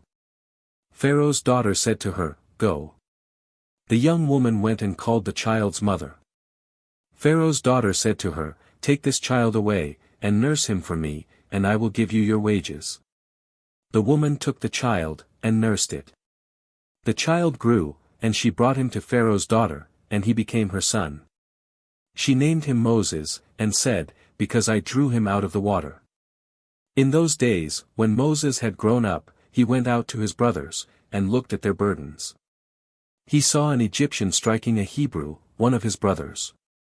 He looked this way and that way, and when he saw that there was no one, he killed the Egyptian, and hid him in the sand. He went out the second day, and behold, 2 men of the Hebrews were fighting with each other. He said to him who did the wrong, "Why do you strike your fellow?" He said, "Who made you a prince and a judge over us? Do you plan to kill me, as you killed the Egyptian?" Moses was afraid, and said, "Surely this thing is known." Now when Pharaoh heard this thing, he sought to kill Moses. But Moses fled from the face of Pharaoh, and lived in the land of Midian, and he sat down by a well. Now the priest of Midian had 7 daughters. They came and drew water, and filled the troughs to water their father's flock. The shepherds came and drove them away, but Moses stood up and helped them, and watered their flock. When they came to Reuel, their father, he said, "How is it that you have returned so early today?" They said, "An Egyptian delivered us out of the hand of the shepherds, and moreover he drew water for us, and watered the flock." He said to his daughters, "Where is he? Why is it that you have left the man? Call him, that he may eat bread." Moses was content to dwell with the man. He gave Moses Zipporah, his daughter. She bore a son, and he named him Gershom, for he said, "I have lived as a foreigner in a foreign land." In the course of those many days, the king of Egypt died, and the children of Israel sighed because of the bondage, and they cried, and their cry came up to God because of the bondage. God heard their groaning, and God remembered his covenant with Abraham, with Isaac, and with Jacob. God saw the children of Israel, and God was concerned about them.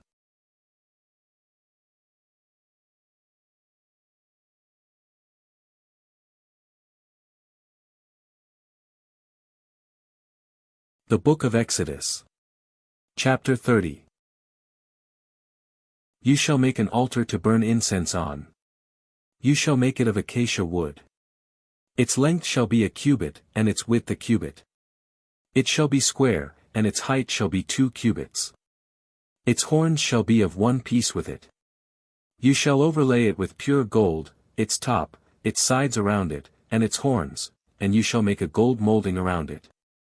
You shall make 2 golden rings for it under its molding, on its 2 ribs, on its 2 sides you shall make them, and they shall be for places for poles with which to bear it.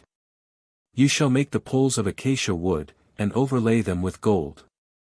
You shall put it before the veil that is by the ark of the testimony, before the mercy seat that is over the testimony, where I will meet with you.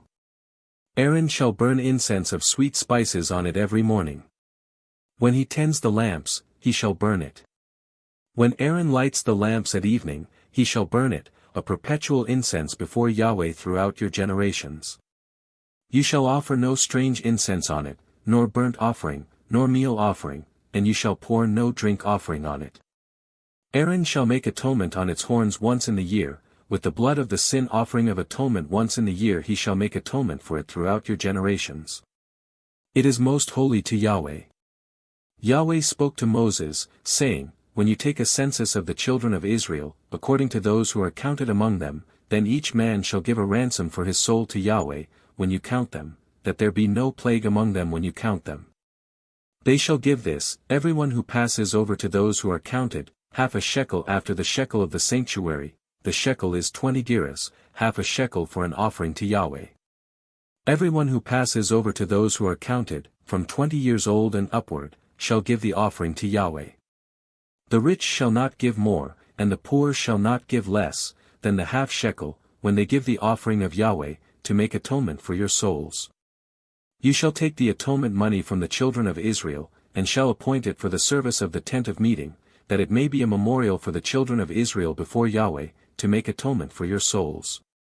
Yahweh spoke to Moses, saying, You shall also make a basin of brass, and its base of brass, in which to wash. You shall put it between the tent of meeting and the altar, and you shall put water in it. Aaron and his sons shall wash their hands and their feet in it. When they go into the tent of meeting, they shall wash with water, that they not die, or when they come near to the altar to minister, to burn an offering made by fire to Yahweh. So they shall wash their hands and their feet, that they not die, and it shall be a statute forever to them, even to him and to his descendants throughout their generations.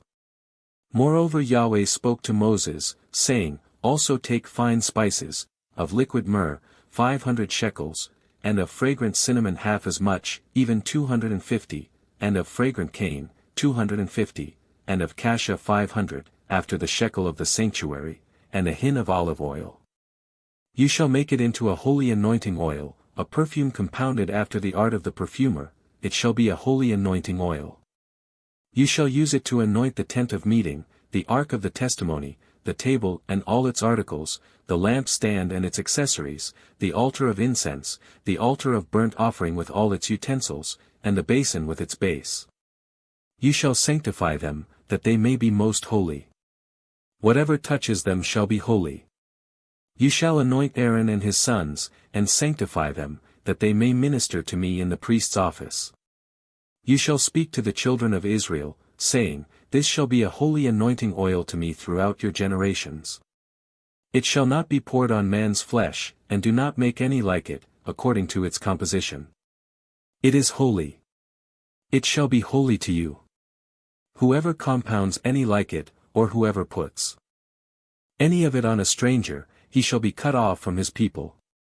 Yahweh said to Moses, Take to yourself sweet spices, gum resin, and onycha, and galbanum, sweet spices with pure frankincense, there shall be an equal weight of each, and you shall make incense of it, a perfume after the art of the perfumer, seasoned with salt, pure and holy, and you shall beat some of it very small, and put some of it before the testimony in the tent of meeting, where I will meet with you. It shall be to you most holy. The incense which you shall make, according to its composition you shall not make for yourselves, it shall be to you holy for Yahweh. Whoever shall make any like that, to smell of it, he shall be cut off from his people.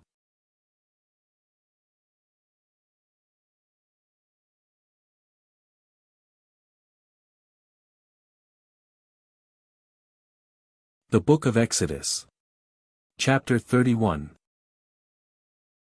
Yahweh spoke to Moses, saying, Behold, I have called by name Bezalel the son of Uri, the son of Hur, of the tribe of Judah, and I have filled him with the Spirit of God, in wisdom, and in understanding, and in knowledge, and in all kinds of workmanship, to devise skillful works, to work in gold, and in silver, and in brass, and in cutting of stones for setting, and in carving of wood, to work in all kinds of workmanship. Behold, I myself have appointed with him Oholiab, the son of Ahisamach, of the tribe of Dan, and in the heart of all who are wise-hearted I have put wisdom, that they may make all that I have commanded you, the tent of meeting, the ark of the testimony, the mercy seat that is on it, all the furniture of the tent, the table and its vessels, the pure lamp stand with all its vessels, the altar of incense, the altar of burnt offering with all its vessels, the basin and its base, the finely worked garments, the holy garments for Aaron the priest, the garments of his sons to minister in the priest's office, the anointing oil, and the incense of sweet spices for the holy place, according to all that I have commanded you they shall do. Yahweh spoke to Moses, saying, Speak also to the children of Israel, saying, Most certainly you shall keep my Sabbaths, for it is a sign between me and you throughout your generations, that you may know that I am Yahweh who sanctifies you. You shall keep the Sabbath therefore, for it is holy to you. Everyone who profanes it shall surely be put to death, for whoever does any work therein, that soul shall be cut off from among his people. 6 days shall work be done, but on the 7th day is a Sabbath of solemn rest, holy to Yahweh. Whoever does any work on the Sabbath day shall surely be put to death. Therefore the children of Israel shall keep the Sabbath, to observe the Sabbath throughout their generations, for a perpetual covenant. It is a sign between me and the children of Israel forever, for in 6 days Yahweh made heaven and earth, and on the 7th day he rested, and was refreshed. He gave to Moses, when he finished speaking with him on Mount Sinai, the 2 tablets of the testimony, stone tablets, written with God's finger.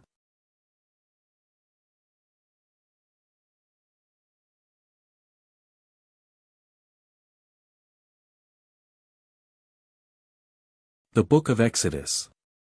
Chapter 32. When the people saw that Moses delayed to come down from the mountain, the people gathered themselves together to Aaron, and said to him, Come, make us gods, which shall go before us, for as for this Moses, the man who brought us up out of the land of Egypt, we don't know what has become of him. Aaron said to them, Take off the golden rings, which are in the ears of your wives, of your sons, and of your daughters, and bring them to me.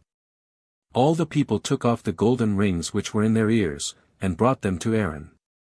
He received what they handed him, fashioned it with an engraving tool, and made it a molten calf. Then they said, These are your gods, Israel, which brought you up out of the land of Egypt. When Aaron saw this, he built an altar before it, and Aaron made a proclamation, and said, Tomorrow shall be a feast to Yahweh. They rose up early on the next day, and offered burnt offerings, and brought peace offerings, and the people sat down to eat and to drink, and rose up to play. Yahweh spoke to Moses, Go, get down, for your people, who you brought up out of the land of Egypt, have corrupted themselves. They have turned away quickly out of the way which I commanded them. They have made themselves a molten calf, and have worshipped it, and have sacrificed to it, and said, These are your gods, Israel, which brought you up out of the land of Egypt. Yahweh said to Moses, I have seen these people, and behold, they are a stiff-necked people. Now therefore leave me alone, that my wrath may burn hot against them, and that I may consume them, and I will make of you a great nation. Moses begged Yahweh his God, and said, Yahweh, why does your wrath burn hot against your people, that you have brought out of the land of Egypt with great power and with a mighty hand? Why should the Egyptians speak, saying, He brought them out for evil, to kill them in the mountains, and to consume them from the surface of the earth? Turn from your fierce wrath, and repent of this evil against your people. Remember Abraham, Isaac, and Israel, your servants, to whom you swore by your own self, and said to them, I will multiply your offspring as the stars of the sky, and all this land that I have spoken of I will give to your offspring, and they shall inherit it forever. Yahweh repented of the evil which he said he would do to his people. Moses turned, and went down from the mountain, with the 2 tablets of the testimony in his hand, tablets that were written on both their sides, on the one side and on the other they were written. The tablets were the work of God, and the writing was the writing of God, engraved on the tablets. When Joshua heard the noise of the people as they shouted, he said to Moses, There is the noise of war in the camp. He said, It isn't the voice of those who shout for victory. It is not the voice of those who cry for being overcome, but the noise of those who sing that I hear. As soon as he came near to the camp, he saw the calf and the dancing. Then Moses' anger grew hot, and he threw the tablets out of his hands, and broke them beneath the mountain. He took the calf which they had made, and burned it with fire, ground it to powder, and scattered it on the water, and made the children of Israel drink it. Moses said to Aaron, What did these people do to you, that you have brought a great sin on them? Aaron said, Don't let the anger of my Lord grow hot. You know the people, that they are set on evil. For they said to me, Make us gods, which shall go before us. As for this Moses, the man who brought us up out of the land of Egypt, we don't know what has become of him. I said to them, whoever has any gold, let them take it off. So they gave it to me, and I threw it into the fire, and out came this calf. When Moses saw that the people had broken loose, for Aaron had let them loose for a derision among their enemies, then Moses stood in the gate of the camp and said, whoever is on Yahweh's side, come to me. All the sons of Levi gathered themselves together to him. He said to them, Yahweh says, the God of Israel, every man put his sword on his thigh, and go back and forth from gate to gate throughout the camp, and every man kill his brother, and every man his companion, and every man his neighbor. The sons of Levi did according to the word of Moses, and there fell of the people that day about 3,000 men. Moses said, consecrate yourselves today to Yahweh, yes, every man against his son, and against his brother, that he may give you a blessing today. On the next day, Moses said to the people, you have sinned a great sin. Now I will go up to Yahweh. Perhaps I shall make atonement for your sin. Moses returned to Yahweh, and said, oh, this people have sinned a great sin, and have made themselves gods of gold. Yet now, if you will, forgive their sin, and if not, please blot me out of your book which you have written. Yahweh said to Moses, whoever has sinned against me, him will I blot out of my book. Now go, lead the people to the place of which I have spoken to you. Behold, my angel shall go before you. Nevertheless in the day when I will punish them for their sin. Yahweh struck the people, because they made the calf, which Aaron made.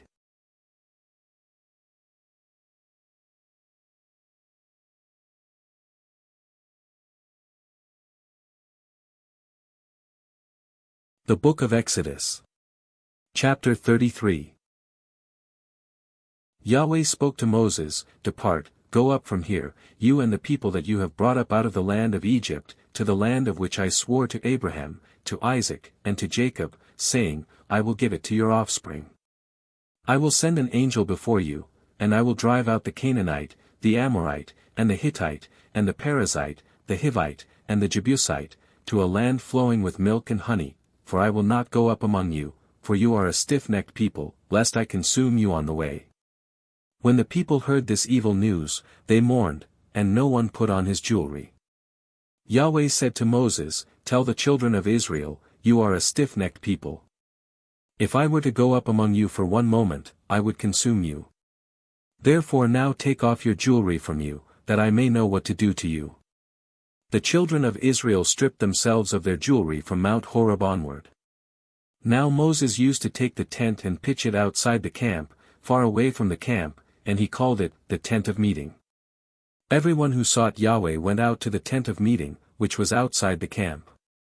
When Moses went out to the tent, all the people rose up, and stood, everyone at their tent door, and watched Moses, until he had gone into the tent.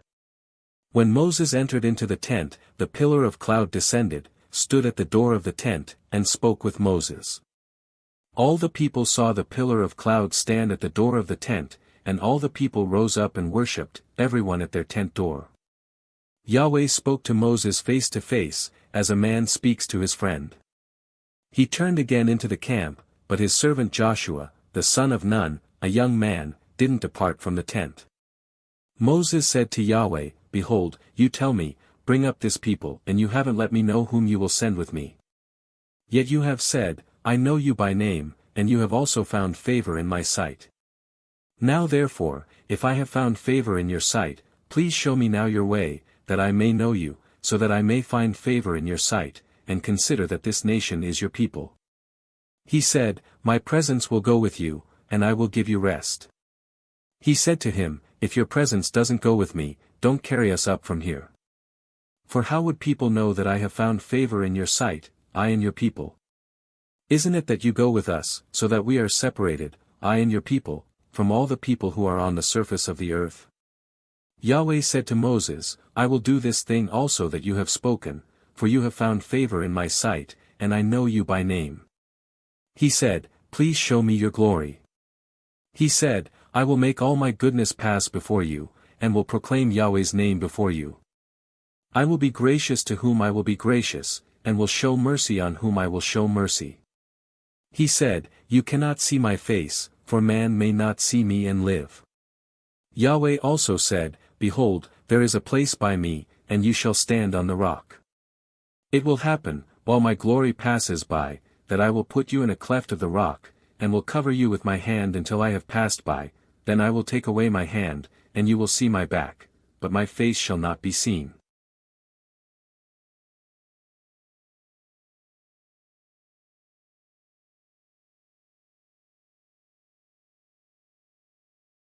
The Book of Exodus. Chapter 34. Yahweh said to Moses, "Chisel 2 stone tablets like the first. I will write on the tablets the words that were on the first tablets, which you broke. Be ready by the morning, and come up in the morning to Mount Sinai, and present yourself there to me on the top of the mountain. No one shall come up with you or be seen anywhere on the mountain. Do not let the flocks or herds graze in front of that mountain." He chiseled 2 tablets of stone like the first, and Moses rose up early in the morning, and went up to Mount Sinai, as Yahweh had commanded him, and took in his hand 2 stone tablets. Yahweh descended in the cloud, and stood with him there, and proclaimed Yahweh's name. Yahweh passed by before him, and proclaimed, "Yahweh.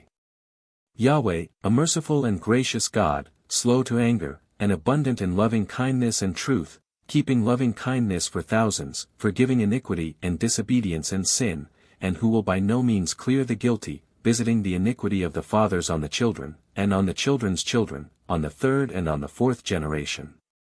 Moses hurried and bowed his head toward the earth, and worshipped. He said, "If now I have found favor in your sight, Lord, please let the Lord go among us, although this is a stiff-necked people, pardon our iniquity and our sin, and take us for your inheritance." He said, "Behold, I make a covenant, before all your people I will do marvels, such as have not been worked in all the earth, nor in any nation, and all the people among which you are shall see the work of Yahweh, for it is an awesome thing that I do with you. Observe that which I command you today. Behold, I drive out before you the Amorite, the Canaanite, the Hittite, the Perizzite, the Hivite, and the Jebusite. Be careful, lest you make a covenant with the inhabitants of the land where you are going, lest it be for a snare among you, but you shall break down their altars, and dash in pieces their pillars, and you shall cut down their Asherah poles, for you shall worship no other God, for Yahweh, whose name is jealous, is a jealous God. Don't make a covenant with the inhabitants of the land, lest they play the prostitute after their gods, and sacrifice to their gods, and one call you and you eat of his sacrifice, and you take of their daughters to your sons, and their daughters play the prostitute after their gods, and make your sons play the prostitute after their gods. You shall make no cast idols for yourselves. You shall keep the feast of unleavened bread. 7 days you shall eat unleavened bread, as I commanded you, at the time appointed in the month Abib, for in the month Abib you came out of Egypt. All that opens the womb is mine, and all your livestock that is male, the firstborn of cow and sheep. You shall redeem the firstborn of a donkey with a lamb. If you will not redeem it, then you shall break its neck. You shall redeem all the firstborn of your sons. No one shall appear before me empty. 6 days you shall work, but on the 7th day you shall rest, in plowing time and in harvest you shall rest. You shall observe the feast of weeks with the first fruits of wheat harvest, and the feast of harvest at the year's end. 3 times in the year all your males shall appear before the Lord Yahweh, the God of Israel. For I will drive out nations before you and enlarge your borders, neither shall any man desire your land when you go up to appear before Yahweh, your God, 3 times in the year. You shall not offer the blood of my sacrifice with leavened bread. The sacrifice of the feast of the Passover shall not be left to the morning. You shall bring the first of the first fruits of your ground to the house of Yahweh your God. You shall not boil a young goat in its mother's milk. Yahweh said to Moses, "Write you these words, for in accordance with these words I have made a covenant with you and with Israel." He was there with Yahweh 40 days and 40 nights, he neither ate bread, nor drank water. He wrote on the tablets the words of the covenant, the 10 commandments. When Moses came down from Mount Sinai with the 2 tablets of the testimony in Moses' hand, when he came down from the mountain, Moses didn't know that the skin of his face shone by reason of his speaking with him. When Aaron and all the children of Israel saw Moses, behold, the skin of his face shone, and they were afraid to come near him. Moses called to them, and Aaron and all the rulers of the congregation returned to him, and Moses spoke to them. Afterward all the children of Israel came near, and he gave them all the commandments that Yahweh had spoken with him on Mount Sinai. When Moses was done speaking with them, he put a veil on his face. But when Moses went in before Yahweh to speak with him, he took the veil off, until he came out, and spoke to the children of Israel that which he was commanded. The children of Israel saw Moses' face, that the skin of Moses' face shone, and Moses put the veil on his face again, until he went in to speak with him.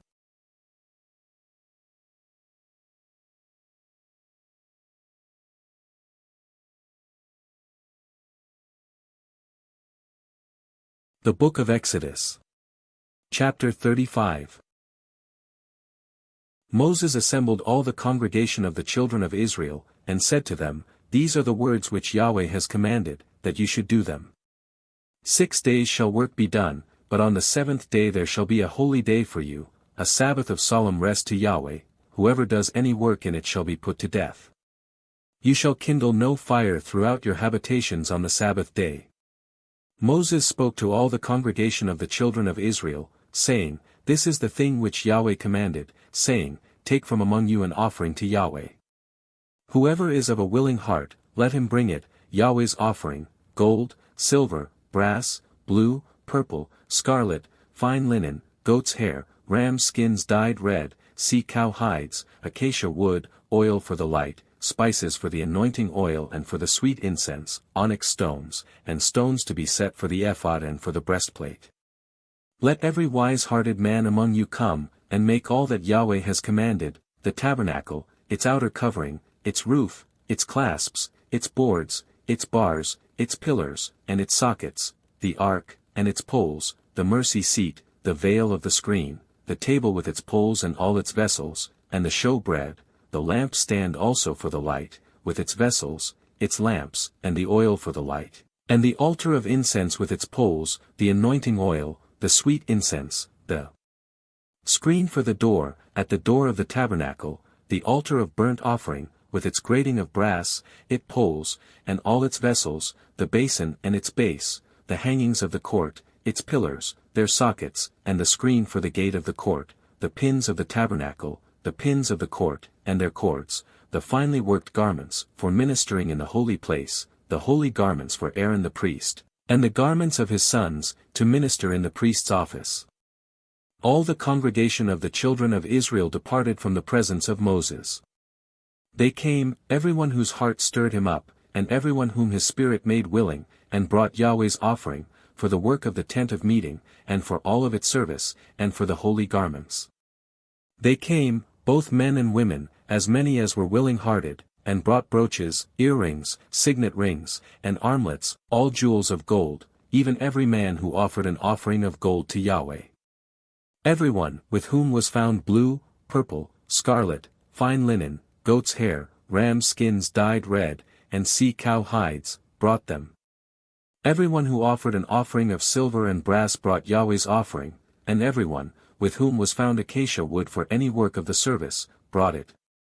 All the women who were wise-hearted spun with their hands, and brought that which they had spun, the blue, the purple, the scarlet, and the fine linen. All the women whose heart stirred them up in wisdom spun the goat's hair. The rulers brought the onyx stones and the stones to be set for the ephod and for the breastplate, with the spice and the oil for the light, for the anointing oil, and for the sweet incense.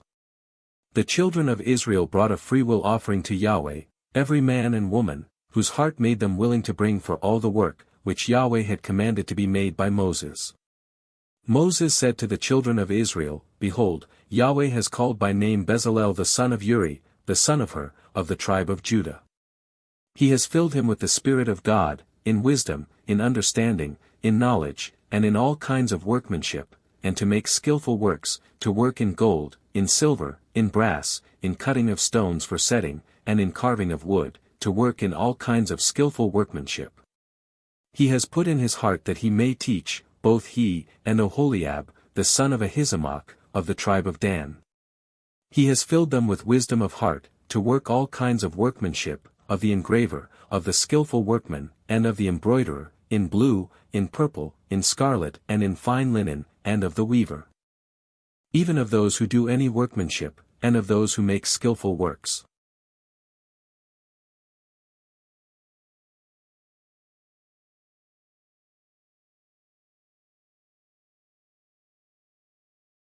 The Book of Exodus. Chapter 36.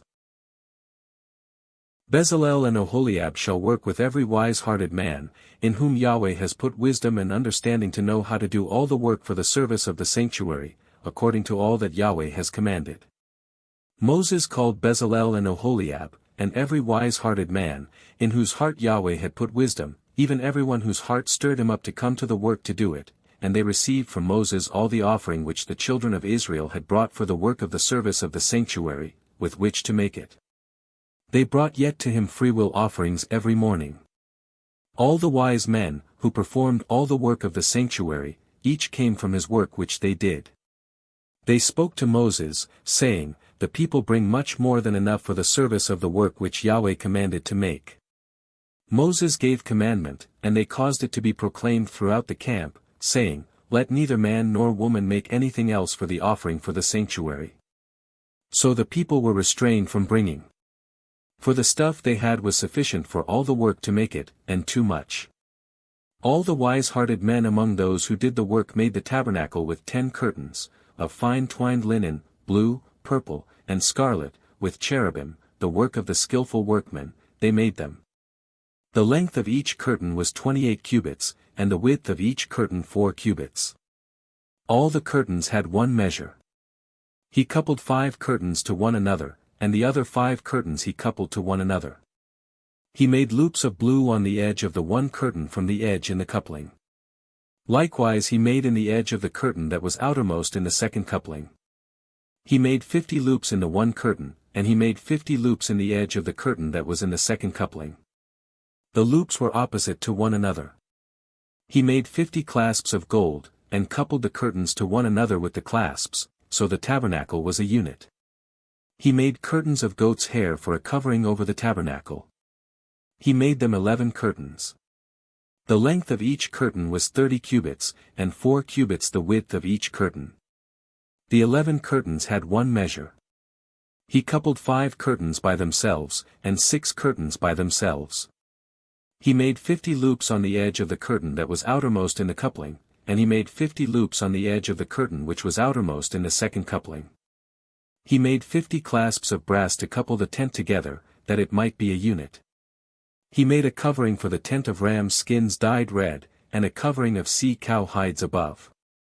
He made the boards for the tabernacle of acacia wood, standing up. 10 cubits was the length of a board, and a cubit and a half the width of each board. Each board had 2 tenons, joined to one another. He made all the boards of the tabernacle this way. He made the boards for the tabernacle, 20 boards for the south side southward.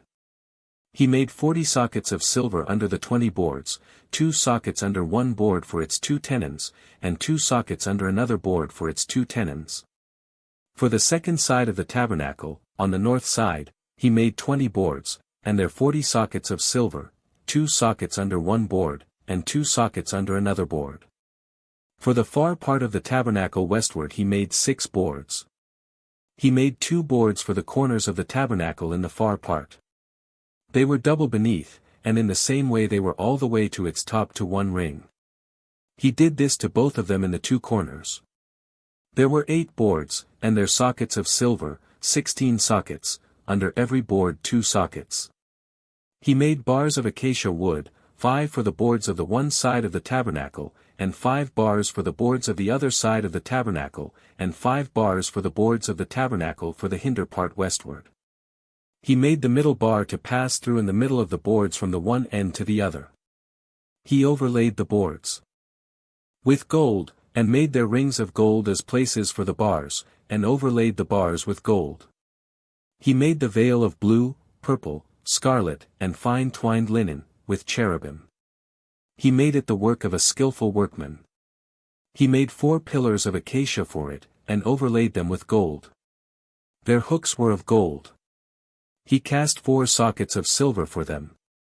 He made a screen for the door of the tent, of blue, purple, scarlet, and fine twined linen, the work of an embroiderer, and the 5 pillars of it with their hooks. He overlaid their capitals and their fillets with gold, and their 5 sockets were of brass.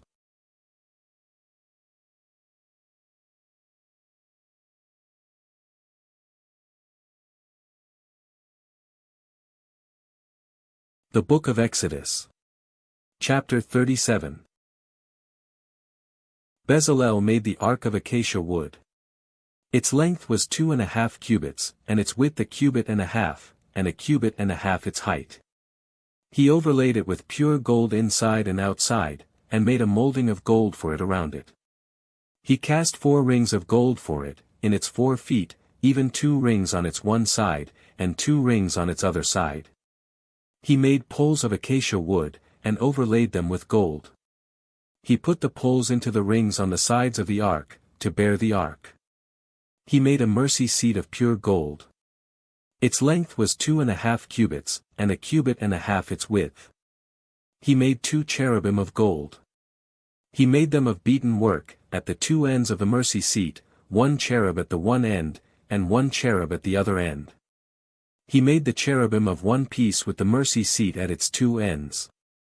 The cherubim spread out their wings on high, covering the mercy seat with their wings, with their faces toward one another. The faces of the cherubim were toward the mercy seat. He made the table of acacia wood. Its length was 2 cubits, and its width was 1 cubit, and its height was 1.5 cubits. He overlaid it with pure gold, and made a gold molding around it. He made a border of 1 hand width around it, and made a golden molding on its border around it. He cast 4 rings of gold for it, and put the rings in the 4 corners that were on its 4 feet. The rings were close by the border, the places for the poles to carry the table. He made the poles of acacia wood, and overlaid them with gold, to carry the table. He made the vessels which were on the table, its dishes, its spoons, its bowls, and its pitchers with which to pour out, of pure gold. He made the lamp stand of pure gold. He made the lamp stand of beaten work. Its base, its shaft, its cups, its buds, and its flowers were of one piece with it.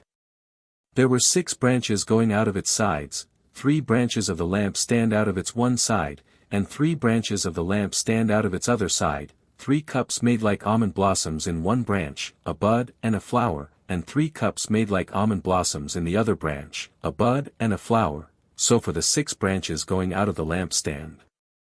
In the lampstand were 4 cups made like almond blossoms, its buds and its flowers, and a bud under 2 branches of one piece with it, and a bud under 2 branches of one piece with it, and a bud under 2 branches of one piece with it, for the 6 branches going out of it.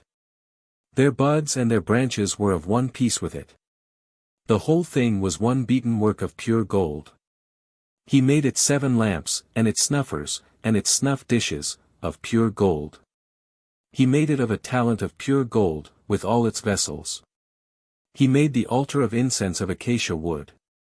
It was square, its length was 1 cubit and its width 1 cubit. Its height was 2 cubits. Its horns were of one piece with it. He overlaid it with pure gold, its top, its sides around it, and its horns. He made a gold molding around it. He made 2 golden rings for it under its molding crown, on its 2 ribs, on its 2 sides, for places for poles with which to carry it. He made the poles of acacia wood, and overlaid them with gold.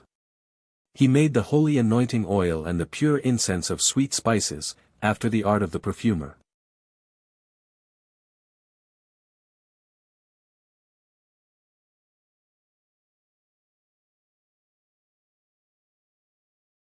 The Book of Exodus. Chapter 38. He made the altar of burnt offering of acacia wood. It was square. Its length was 5 cubits, its width was 5 cubits, and its height was 3 cubits. He made its horns on its 4 corners. Its horns were of one piece with it, and he overlaid it with brass. He made all the vessels of the altar, the pots, the shovels, the basins, the forks, and the fire pans. He made all its vessels of brass. He made for the altar a grating of a network of brass, under the ledge around it beneath, reaching halfway up. He cast 4 rings for the 4 ends of brass grating, to be places for the poles. He made the poles of acacia wood, and overlaid them with brass. He put the poles into the rings on the sides of the altar, with which to carry it. He made it hollow with planks. He made the basin of brass, and its base of brass, out of the mirrors of the ministering women who ministered at the door of the tent of meeting. He made the court, for the south side southward. The hangings of the court were of fine twined linen, 100 cubits, their pillars were 20, and their sockets 20, of brass, the hooks of the pillars and their fillets were of silver. For the north side 100 cubits, their pillars 20, and their sockets 20, of brass, the hooks of the pillars, and their fillets, of silver. For the west side were hangings of 50 cubits, their pillars 10, and their sockets 10, the hooks of the pillars, and their fillets, of silver. For the east side eastward 50 cubits. The hangings for the one side were 15 cubits, their pillars 3, and their sockets 3, and so for the other side, on this hand and that hand by the gate of the court were hangings of 15 cubits, their pillars 3, and their sockets 3. All the hangings around the court were of fine twined linen. The sockets for the pillars were of brass. The hooks of the pillars and their fillets were of silver, and the overlaying of their capitals, of silver, and all the pillars of the court were filleted with silver. The screen for the gate of the court was the work of the embroiderer, of blue, purple, scarlet, and fine twined linen. 20 cubits was the length, and the height in the width was 5 cubits, like to the hangings of the court. Their pillars were 4, and their sockets 4, of brass, their hooks of silver, and the overlaying of their capitals, and their fillets, of silver. All the pins of the tabernacle, and around the court, were of brass. This is the amount of material used for the tabernacle, even the tabernacle of the testimony, as they were counted, according to the commandment of Moses, for the service of the Levites, by the hand of Ithamar, the son of Aaron the priest. Bezalel the son of Uri, the son of Hur, of the tribe of Judah, made all that Yahweh commanded Moses. With him was Oholiab, the son of Ahisamach, of the tribe of Dan, an engraver, and a skillful workman, and an embroiderer in blue, in purple, in scarlet, and in fine linen. All the gold that was used for the work in all the work of the sanctuary, even the gold of the offering, was 29 talents, and 730 shekels, after the shekel of the sanctuary. The silver of those who were counted of the congregation was 100 talents, and 1,775 shekels, after the shekel of the sanctuary, a beka a head, that is, half a shekel, after the shekel of the sanctuary, for everyone who passed over to those who were counted, from 20 years old and upward, for 603,550 men. The 100 talents of silver were for casting the sockets of the sanctuary, and the sockets of the veil, 100 sockets for the 100 talents, a talent for a socket. Of the 1,775 shekels he made hooks for the pillars, overlaid their capitals, and made fillets for them. The brass of the offering was 70 talents, and 2,400 shekels. With this he made the sockets to the door of the tent of meeting, the bronze altar, the bronze grating for it. All the vessels of the altar, the sockets around the court, the sockets of the gate of the court, all the pins of the tabernacle, and all the pins around the court.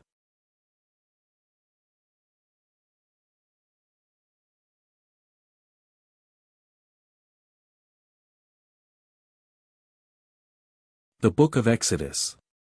Chapter 39. Of the blue, purple, and scarlet, they made finely worked garments, for ministering in the holy place, and made the holy garments for Aaron, as Yahweh commanded Moses. He made the ephod of gold, blue, purple, scarlet, and fine twined linen. They beat the gold into thin plates, and cut it into wires, to work it in with the blue, the purple, the scarlet, and the fine linen, the work of the skillful workman. They made shoulder straps for it, joined together. At the two ends it was joined together. The skillfully woven band that was on it, with which to fasten it on, was of the same piece, like its work, of gold, of blue, purple, scarlet, and fine twined linen, as Yahweh commanded Moses. They worked the onyx stones, enclosed in settings of gold, engraved with the engravings of a signet, according to the names of the children of Israel. He put them on the shoulder straps of the ephod, to be stones of memorial for the children of Israel, as Yahweh commanded Moses. He made the breastplate, the work of a skillful workman, like the work of the ephod, of gold, of blue, purple, scarlet, and fine twined linen. It was square. They made the breastplate double. Its length was a span, and its width a span, being double. They set in it 4 rows of stones. A row of ruby, topaz, and beryl was the first row, and the second row, a turquoise, a sapphire, and an emerald, and the third row, a jacinth, an agate, and an amethyst, and the fourth row, a chrysolite, an onyx, and a jasper. They were enclosed in gold settings. The stones were according to the names of the children of Israel, 12, according to their names, like the engravings of a signet, everyone according to his name, for the 12 tribes. They made on the breastplate chains like cords, of braided work of pure gold. They made 2 settings of gold, and 2 gold rings, and put the 2 rings on the 2 ends of the breastplate. They put the 2 braided chains of gold and the 2 rings at the ends of the breastplate. The other 2 ends of the 2 braided chains they put on the 2 settings, and put them on the shoulder straps of the ephod, in its front. They made 2 rings of gold, and put them on the 2 ends of the breastplate, on its edge, which was toward the side of the ephod inward. They made 2 more rings of gold, and put them on the 2 shoulder straps of the ephod underneath, in its front, close by its coupling, above the skillfully woven band of the ephod. They bound the breastplate by its rings to the rings of the ephod with a lace of blue, that it might be on the skillfully woven band of the ephod, and that the breastplate might not come loose from the ephod, as Yahweh commanded Moses. He made the robe of the ephod of woven work, all of blue. The opening of the robe in the middle of it was like the opening of a coat of mail, with a binding around its opening, that it should not be torn. They made on the skirts of the robe pomegranates of blue, purple, scarlet, and twined linen. They made bells of pure gold, and put the bells between the pomegranates around the skirts of the robe, between the pomegranates, a bell and a pomegranate, around the skirts of the robe, to minister in, as Yahweh commanded Moses. They made the coats of fine linen of woven work for Aaron, and for his sons, and the turban of fine linen, and the linen headbands of fine linen, and the linen breeches of fine twined linen, and the sash of fine twined linen, and blue, and purple, and scarlet, the work of the embroiderer, as Yahweh commanded Moses. They made the plate of the holy crown of pure gold, and wrote on it a writing, like the engravings of a signet, Holy to Yahweh. They tied to it a lace of blue, to fasten it on the turban above, as Yahweh commanded Moses. Thus all the work of the tabernacle of the tent of meeting was finished. The children of Israel did according to all that Yahweh commanded Moses, so they did. They brought the tabernacle to Moses, the tent, with all its furniture, its clasps, its boards, its bars, its pillars, its sockets, the covering of rams' skins dyed red, the covering of sea-cow hides, the veil of the screen, the ark of the testimony with its poles, the mercy seat, the table, all its vessels, the show bread, the pure lamp stand, its lamps, even the lamps to be set in order, all its vessels, the oil for the light, the golden altar, the anointing oil, the sweet incense, the screen for the door of the tent, the bronze altar, its grating of brass, its poles, all of its vessels, the basin and its base, the hangings of the court, its pillars, its sockets, the screen for the gate of the court, its cords, its pins, all the instruments of the service of the tabernacle, for the tent of meeting, the finely worked garments for ministering in the holy place, the holy garments for Aaron the priest, and the garments of his sons, to minister in the priest's office.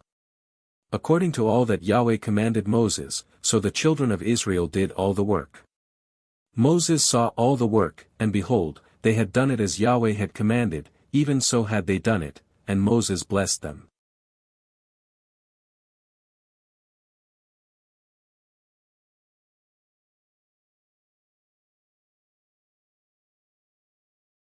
The Book of Exodus. Chapter 3. Now Moses was keeping the flock of Jethro, his father-in-law, the priest of Midian, and he led the flock to the back of the wilderness, and came to God's mountain, to Horeb. Yahweh's angel appeared to him in a flame of fire out of the middle of a bush. He looked, and behold, the bush burned with fire, and the bush was not consumed. Moses said, I will go now, and see this great sight, why the bush is not burned. When Yahweh saw that he came over to see, God called to him out of the middle of the bush, and said, Moses. Moses.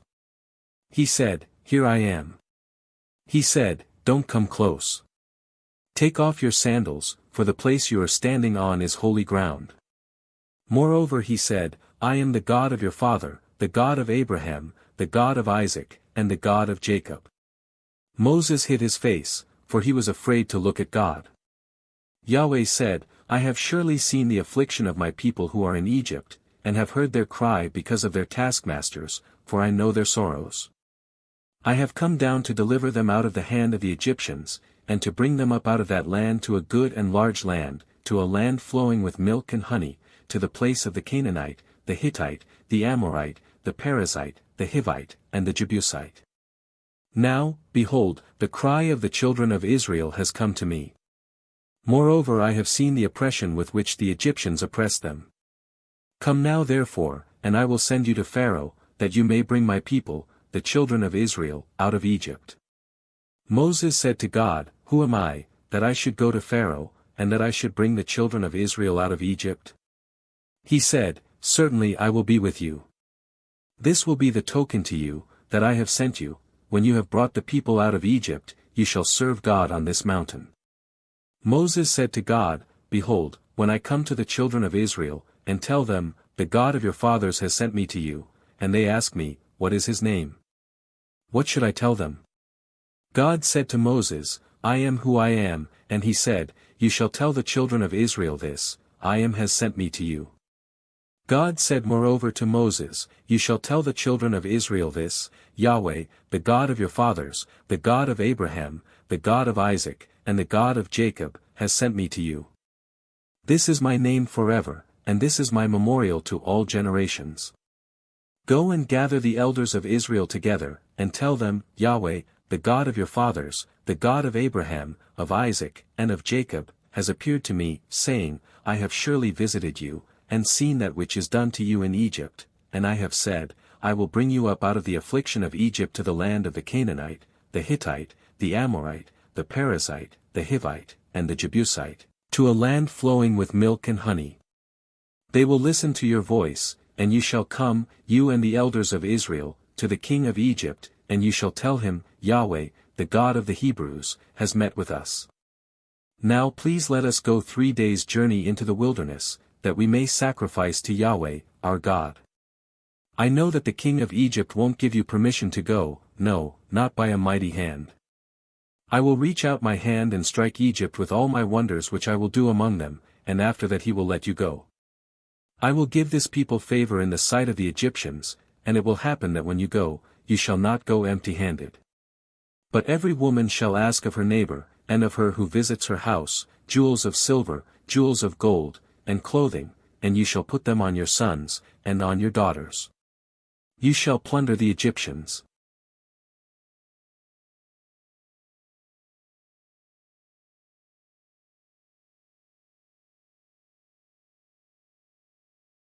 The Book of Exodus. Chapter 40. Yahweh spoke to Moses, saying, On the first day of the first month you shall raise up the tabernacle of the tent of meeting. You shall put the ark of the testimony in it, and you shall screen the ark with the veil. You shall bring in the table, and set in order the things that are on it. You shall bring in the lampstand, and light its lamps. You shall set the golden altar for incense before the ark of the testimony, and put the screen of the door to the tabernacle. You shall set the altar of burnt offering before the door of the tabernacle of the tent of meeting. You shall set the basin between the tent of meeting and the altar, and shall put water therein. You shall set up the court around it, and hang up the screen of the gate of the court. You shall take the anointing oil, and anoint the tabernacle, and all that is in it, and shall make it holy, and all its furniture, and it will be holy. You shall anoint the altar of burnt offering, with all its vessels, and sanctify the altar, and the altar will be most holy. You shall anoint the basin and its base, and sanctify it. You shall bring Aaron and his sons to the door of the tent of meeting, and shall wash them with water. You shall put on Aaron the holy garments, and you shall anoint him, and sanctify him, that he may minister to me in the priest's office. You shall bring his sons, and put coats on them. You shall anoint them, as you anointed their father, that they may minister to me in the priest's office. Their anointing shall be to them for an everlasting priesthood throughout their generations. Moses did so. According to all that Yahweh commanded him, so he did. In the first month in the second year, on the first day of the month, the tabernacle was raised up. Moses raised up the tabernacle, and laid its sockets, and set up its boards, and put in its bars, and raised up its pillars. He spread the covering over the tent, and put the roof of the tabernacle above on it, as Yahweh commanded Moses. He took and put the testimony into the ark, and set the poles on the ark, and put the mercy seat above on the ark. He brought the ark into the tabernacle, and set up the veil of the screen, and screened the ark of the testimony, as Yahweh commanded Moses. He put the table in the tent of meeting, on the side of the tabernacle northward, outside of the veil. He set the bread in order on it before Yahweh, as Yahweh commanded Moses. He put the lampstand in the tent of meeting, opposite the table, on the side of the tabernacle southward. He lit the lamps before Yahweh, as Yahweh commanded Moses. He put the golden altar in the tent of meeting before the veil, and he burned incense of sweet spices on it, as Yahweh commanded Moses. He put up the screen of the door to the tabernacle. He set the altar of burnt offering at the door of the tabernacle of the tent of meeting, and offered on it the burnt offering and the meal offering, as Yahweh commanded Moses. He set the basin between the tent of meeting and the altar, and put water therein, with which to wash. Moses, Aaron, and his sons washed their hands and their feet there. When they went into the tent of meeting, and when they came near to the altar, they washed, as Yahweh commanded Moses. He raised up the court around the tabernacle and the altar, and set up the screen of the gate of the court. So Moses finished the work. Then the cloud covered the tent of meeting, and Yahweh's glory filled the tabernacle. Moses wasn't able to enter into the tent of meeting, because the cloud stayed on it, and Yahweh's glory filled the tabernacle. When the cloud was taken up from over the tabernacle, the children of Israel went onward, throughout all their journeys, but if the cloud wasn't taken up, then they didn't travel until the day that it was taken up. For the cloud of Yahweh was on the tabernacle by day, and there was fire in the cloud by night, in the sight of all the house of Israel, throughout all their journeys.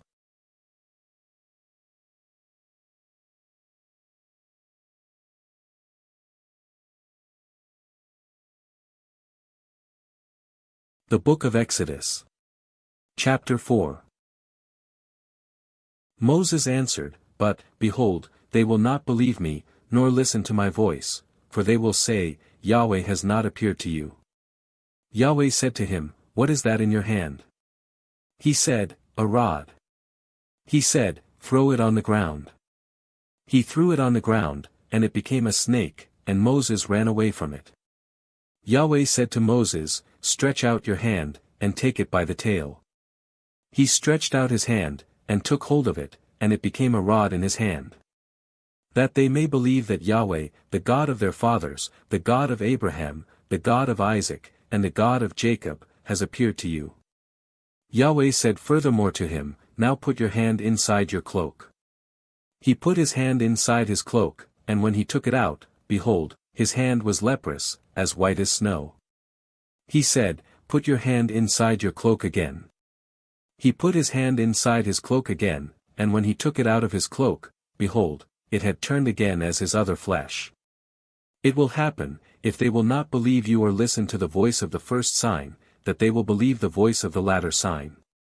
It will happen, if they will not believe even these two signs or listen to your voice, that you shall take of the water of the river, and pour it on the dry land. The water which you take out of the river will become blood on the dry land. Moses said to Yahweh, O Lord, I am not eloquent, neither before now, nor since you have spoken to your servant, for I am slow of speech, and of a slow tongue. Yahweh said to him, Who made man's mouth? Or who makes one mute, or deaf, or seeing, or blind? Isn't it I, Yahweh? Now therefore go, and I will be with your mouth, and teach you what you shall speak.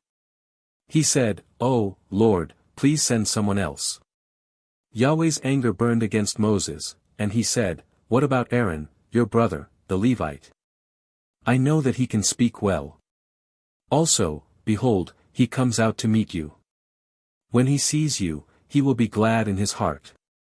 You shall speak to him, and put the words in his mouth. I will be with your mouth, and with his mouth, and will teach you what you shall do. He will be your spokesman to the people, and it will happen, that he will be to you a mouth, and you will be to him as God.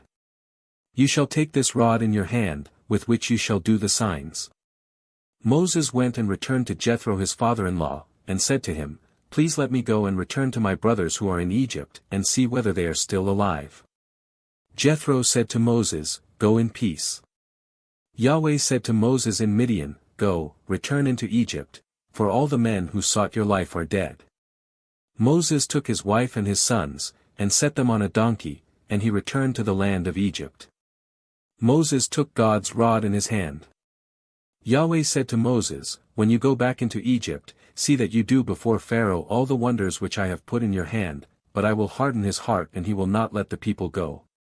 You shall tell Pharaoh, Yahweh says, Israel is my son, my firstborn, and I have said to you, Let my son go, that he may serve me, and you have refused to let him go.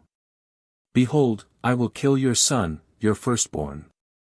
On the way at a lodging place, Yahweh met Moses and wanted to kill him. Then Zipporah took a flint, and cut off the foreskin of her son, and cast it at his feet, and she said, Surely you are a bridegroom of blood to me. So he let him alone. Then she said, You are a bridegroom of blood, because of the circumcision. Yahweh said to Aaron, Go into the wilderness to meet Moses. He went, and met him on God's mountain, and kissed him.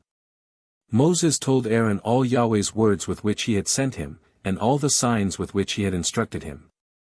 Moses and Aaron went and gathered together all the elders of the children of Israel. Aaron spoke all the words which Yahweh had spoken to Moses, and did the signs in the sight of the people.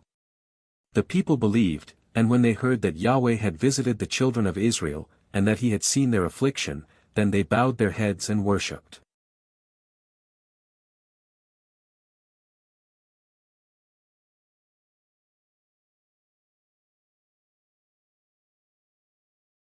The Book of Exodus. Chapter 5. Afterward Moses and Aaron came, and said to Pharaoh, This is what Yahweh, the God of Israel, says, Let my people go, that they may hold a feast to me in the wilderness. Pharaoh said, Who is Yahweh, that I should listen to his voice to let Israel go? I don't know Yahweh, and moreover I will not let Israel go. They said, The God of the Hebrews has met with us.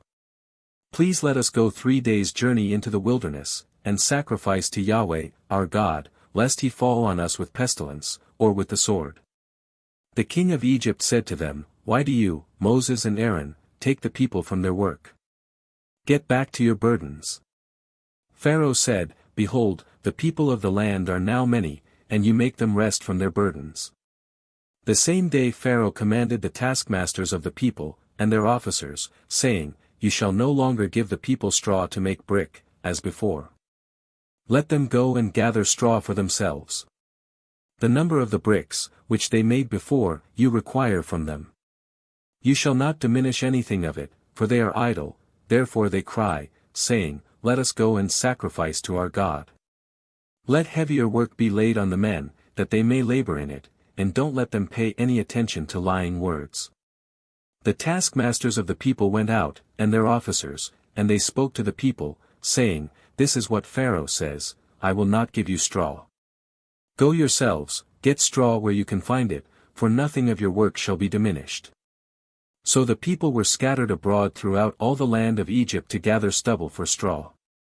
The taskmasters were urgent saying, Fulfill your work quota daily, as when there was straw. The officers of the children of Israel, whom Pharaoh's taskmasters had set over them, were beaten, and demanded, Why haven't you fulfilled your quota both yesterday and today, in making brick as before? Then the officers of the children of Israel came and cried to Pharaoh, saying, Why do you deal this way with your servants? No straw is given to your servants, and they tell us, Make brick, and behold, your servants are beaten, but the fault is in your own people. But he said, You are idle. You are idle. Therefore you say, Let us go and sacrifice to Yahweh. Go therefore now, and work, for no straw shall be given to you, yet you shall deliver the same number of bricks. The officers of the children of Israel saw that they were in trouble, when it was said, You shall not diminish anything from your daily quota of bricks. They met Moses and Aaron, who stood in the way, as they came out from Pharaoh, and they said to them, May Yahweh look at you, and judge, because you have made us a stench to be abhorred in the eyes of Pharaoh, and in the eyes of his servants, to put a sword in their hand to kill us. Moses returned to Yahweh, and said, Lord, why have you brought trouble on this people? Why is it that you have sent me? For since I came to Pharaoh to speak in your name, he has brought trouble on this people, and you have not rescued your people at all.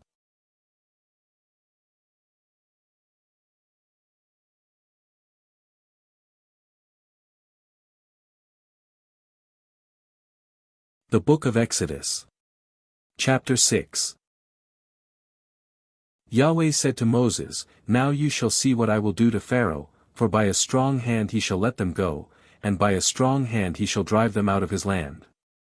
God spoke to Moses, and said to him, I am Yahweh, and I appeared to Abraham, to Isaac, and to Jacob, as God Almighty, but by my name Yahweh I was not known to them. I have also established my covenant with them, to give them the land of Canaan, the land of their travels, in which they lived as aliens. Moreover I have heard the groaning of the children of Israel, whom the Egyptians keep in bondage, and I have remembered my covenant. Therefore tell the children of Israel, I am Yahweh, and I will bring you out from under the burdens of the Egyptians, and I will rid you out of their bondage, and I will redeem you with an outstretched arm, and with great judgments, and I will take you to me for a people, and I will be to you a God, and you shall know that I am Yahweh your God, who brings you out from under the burdens of the Egyptians. I will bring you into the land which I swore to give to Abraham, to Isaac, and to Jacob, and I will give it to you for a heritage. I am Yahweh. Moses spoke so to the children of Israel, but they didn't listen to Moses for anguish of spirit, and for cruel bondage. Yahweh spoke to Moses, saying, Go in, speak to Pharaoh king of Egypt, that he let the children of Israel go out of his land. Moses spoke before Yahweh, saying, Behold, the children of Israel haven't listened to me. How then shall Pharaoh listen to me, who am of uncircumcised lips? Yahweh spoke to Moses and to Aaron, and gave them a command to the children of Israel, and to Pharaoh king of Egypt, to bring the children of Israel out of the land of Egypt. These are the heads of their fathers' houses. The sons of Reuben the firstborn of Israel, Hanok, and Palu, Hezron, and Carmi, these are the families of Reuben. The sons of Simeon, Jemuel, and Jamin, and Ohad, and Jachin, and Zohar, and Shaul the son of a Canaanite woman, these are the families of Simeon. These are the names of the sons of Levi according to their generations, Gershon, and Kohath, and Merari, and the years of the life of Levi were 137 years. The sons of Gershon, Libni and Shimi, according to their families. The sons of Kohath, Amram, and Izhar, and Hebron, and Uzziel, and the years of the life of Kohath were 133 years. The sons of Merari, Mali and Mushi. These are the families of the Levites according to their generations.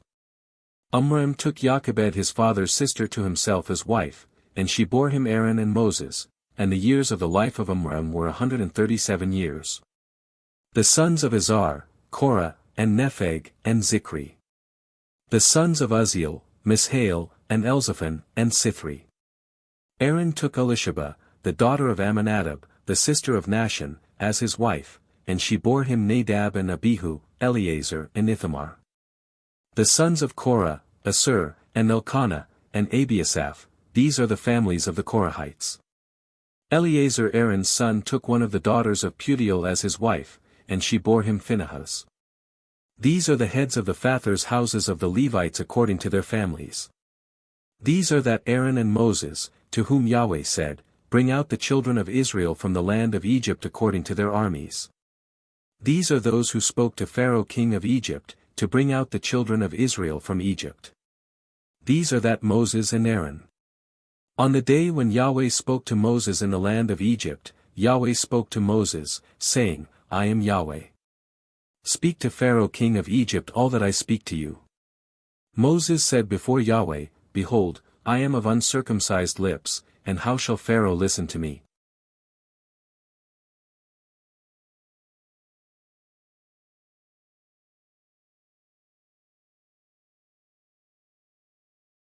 The Book of Exodus. Chapter 7. Yahweh said to Moses, Behold, I have made you as God to Pharaoh, and Aaron your brother shall be your prophet. You shall speak all that I command you, and Aaron your brother shall speak to Pharaoh, that he let the children of Israel go out of his land. I will harden Pharaoh's heart, and multiply my signs and my wonders in the land of Egypt. But Pharaoh will not listen to you, and I will lay my hand on Egypt, and bring out my armies, my people the children of Israel, out of the land of Egypt by great judgments. The Egyptians shall know that I am Yahweh, when I stretch out my hand on Egypt, and bring out the children of Israel from among them. Moses and Aaron did so. As Yahweh commanded them, so they did. Moses was 80 years old, and Aaron 83 years old, when they spoke to Pharaoh. Yahweh spoke to Moses and to Aaron, saying, When Pharaoh speaks to you, saying, Perform a miracle, then you shall tell Aaron, Take your rod, and cast it down before Pharaoh, that it become a serpent. Moses and Aaron went in to Pharaoh, and they did so, as Yahweh had commanded, and Aaron cast down his rod before Pharaoh and before his servants, and it became a serpent. Then Pharaoh also called for the wise men and the sorcerers. They also, the magicians of Egypt, did the same thing with their enchantments. For they each cast down their rods, and they became serpents, but Aaron's rod swallowed up their rods. Pharaoh's heart was hardened, and he didn't listen to them, as Yahweh had spoken. Yahweh said to Moses, Pharaoh's heart is stubborn. He refuses to let the people go. Go to Pharaoh in the morning. Behold, he goes out to the water, and you shall stand by the river's bank to meet him, and the rod which was turned to a serpent you shall take in your hand.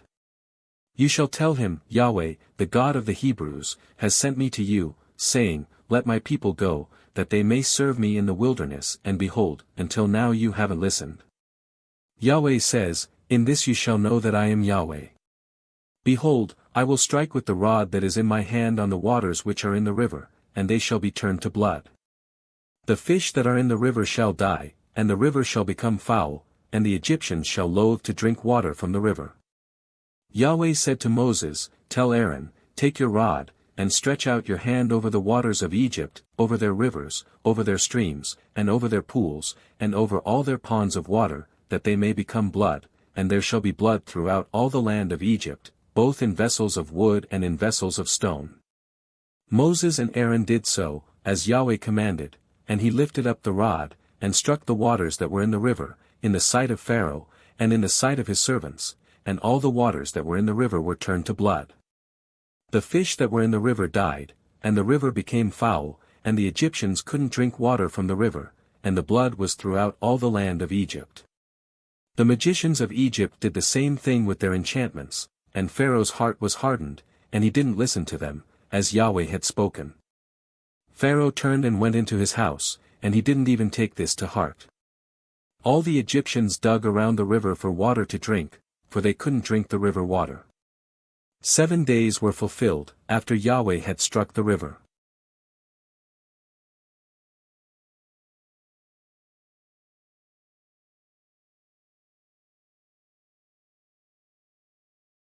The Book of Exodus.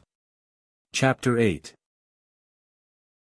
Yahweh spoke to Moses, Go into Pharaoh, and tell him, This is what Yahweh says, Let my people go, that they may serve me. If you refuse to let them go, behold, I will plague all your borders with frogs, and the river shall swarm with frogs, which shall go up and come into your house, and into your bedroom, and on your bed, and into the house of your servants, and on your people, and into your ovens, and into your kneading troughs, and the frogs shall come up both on you, and on your people, and on all your servants. Yahweh said to Moses, Tell Aaron, stretch out your hand with your rod over the rivers, over the streams, and over the pools, and cause frogs to come up on the land of Egypt. Aaron stretched out his hand over the waters of Egypt, and the frogs came up, and covered the land of Egypt. The magicians did the same thing with their enchantments, and brought up frogs on the land of Egypt. Then Pharaoh called for Moses and Aaron, and said, Entreat Yahweh, that he take away the frogs from me, and from my people, and I will let the people go, that they may sacrifice to Yahweh. Moses said to Pharaoh, I give you the honor of setting the time that I should pray for you, and for your servants, and for your people, that the frogs be destroyed from you and your houses, and remain in the river only. He said, Tomorrow. He said, Be it according to your word, that you may know that there is no one like Yahweh our God. The frogs shall depart from you, and from your houses, and from your servants, and from your people.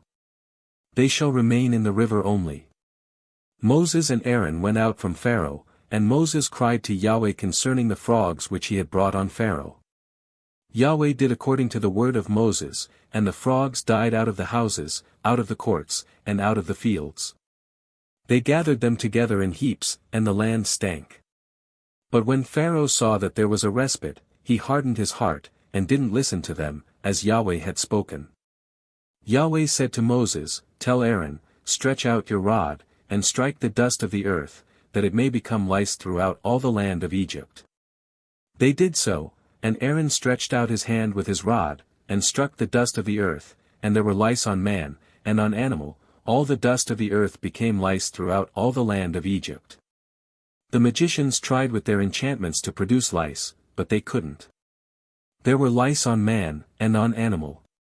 Then the magicians said to Pharaoh, This is God's finger, and Pharaoh's heart was hardened, and he didn't listen to them, as Yahweh had spoken. Yahweh said to Moses, Rise up early in the morning, and stand before Pharaoh, behold, he comes out to the water, and tell him, This is what Yahweh says, Let my people go, that they may serve me. Else, if you will not let my people go, behold, I will send swarms of flies on you, and on your servants, and on your people, and into your houses, and the houses of the Egyptians shall be full of swarms of flies, and also the ground whereon they are. I will set apart in that day the land of Goshen, in which my people dwell, that no swarms of flies shall be there, to the end you may know that I am Yahweh on the earth. I will put a division between my people and your people, by tomorrow shall this sign be. Yahweh did so, and there came grievous swarms of flies into the house of Pharaoh, and into his servants' houses, and in all the land of Egypt the land was corrupted by reason of the swarms of flies. Pharaoh called for Moses and for Aaron, and said, Go, sacrifice to your God in the land. Moses said, It isn't appropriate to do so, for we shall sacrifice the abomination of the Egyptians to Yahweh our God. Behold, shall we sacrifice the abomination of the Egyptians before their eyes, and won't they stone us? We will go 3 days' journey into the wilderness, and sacrifice to Yahweh our God, as he shall command us. Pharaoh said, I will let you go, that you may sacrifice to Yahweh your God in the wilderness, only you shall not go very far away. Pray for me. Moses said, Behold, I go out from you, and I will pray to Yahweh that the swarms of flies may depart from Pharaoh, from his servants, and from his people, tomorrow, only don't let Pharaoh deal deceitfully any more in not letting the people go to sacrifice to Yahweh. Moses went out from Pharaoh, and prayed to Yahweh. Yahweh did according to the word of Moses, and he removed the swarms of flies from Pharaoh, from his servants, and from his people. There remained not one. Pharaoh hardened his heart this time also, and he didn't let the people go.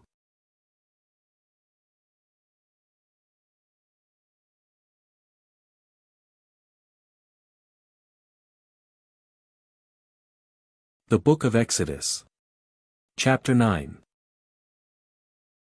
Then Yahweh said to Moses, Go into Pharaoh, and tell him, This is what Yahweh, the God of the Hebrews, says, Let my people go, that they may serve me.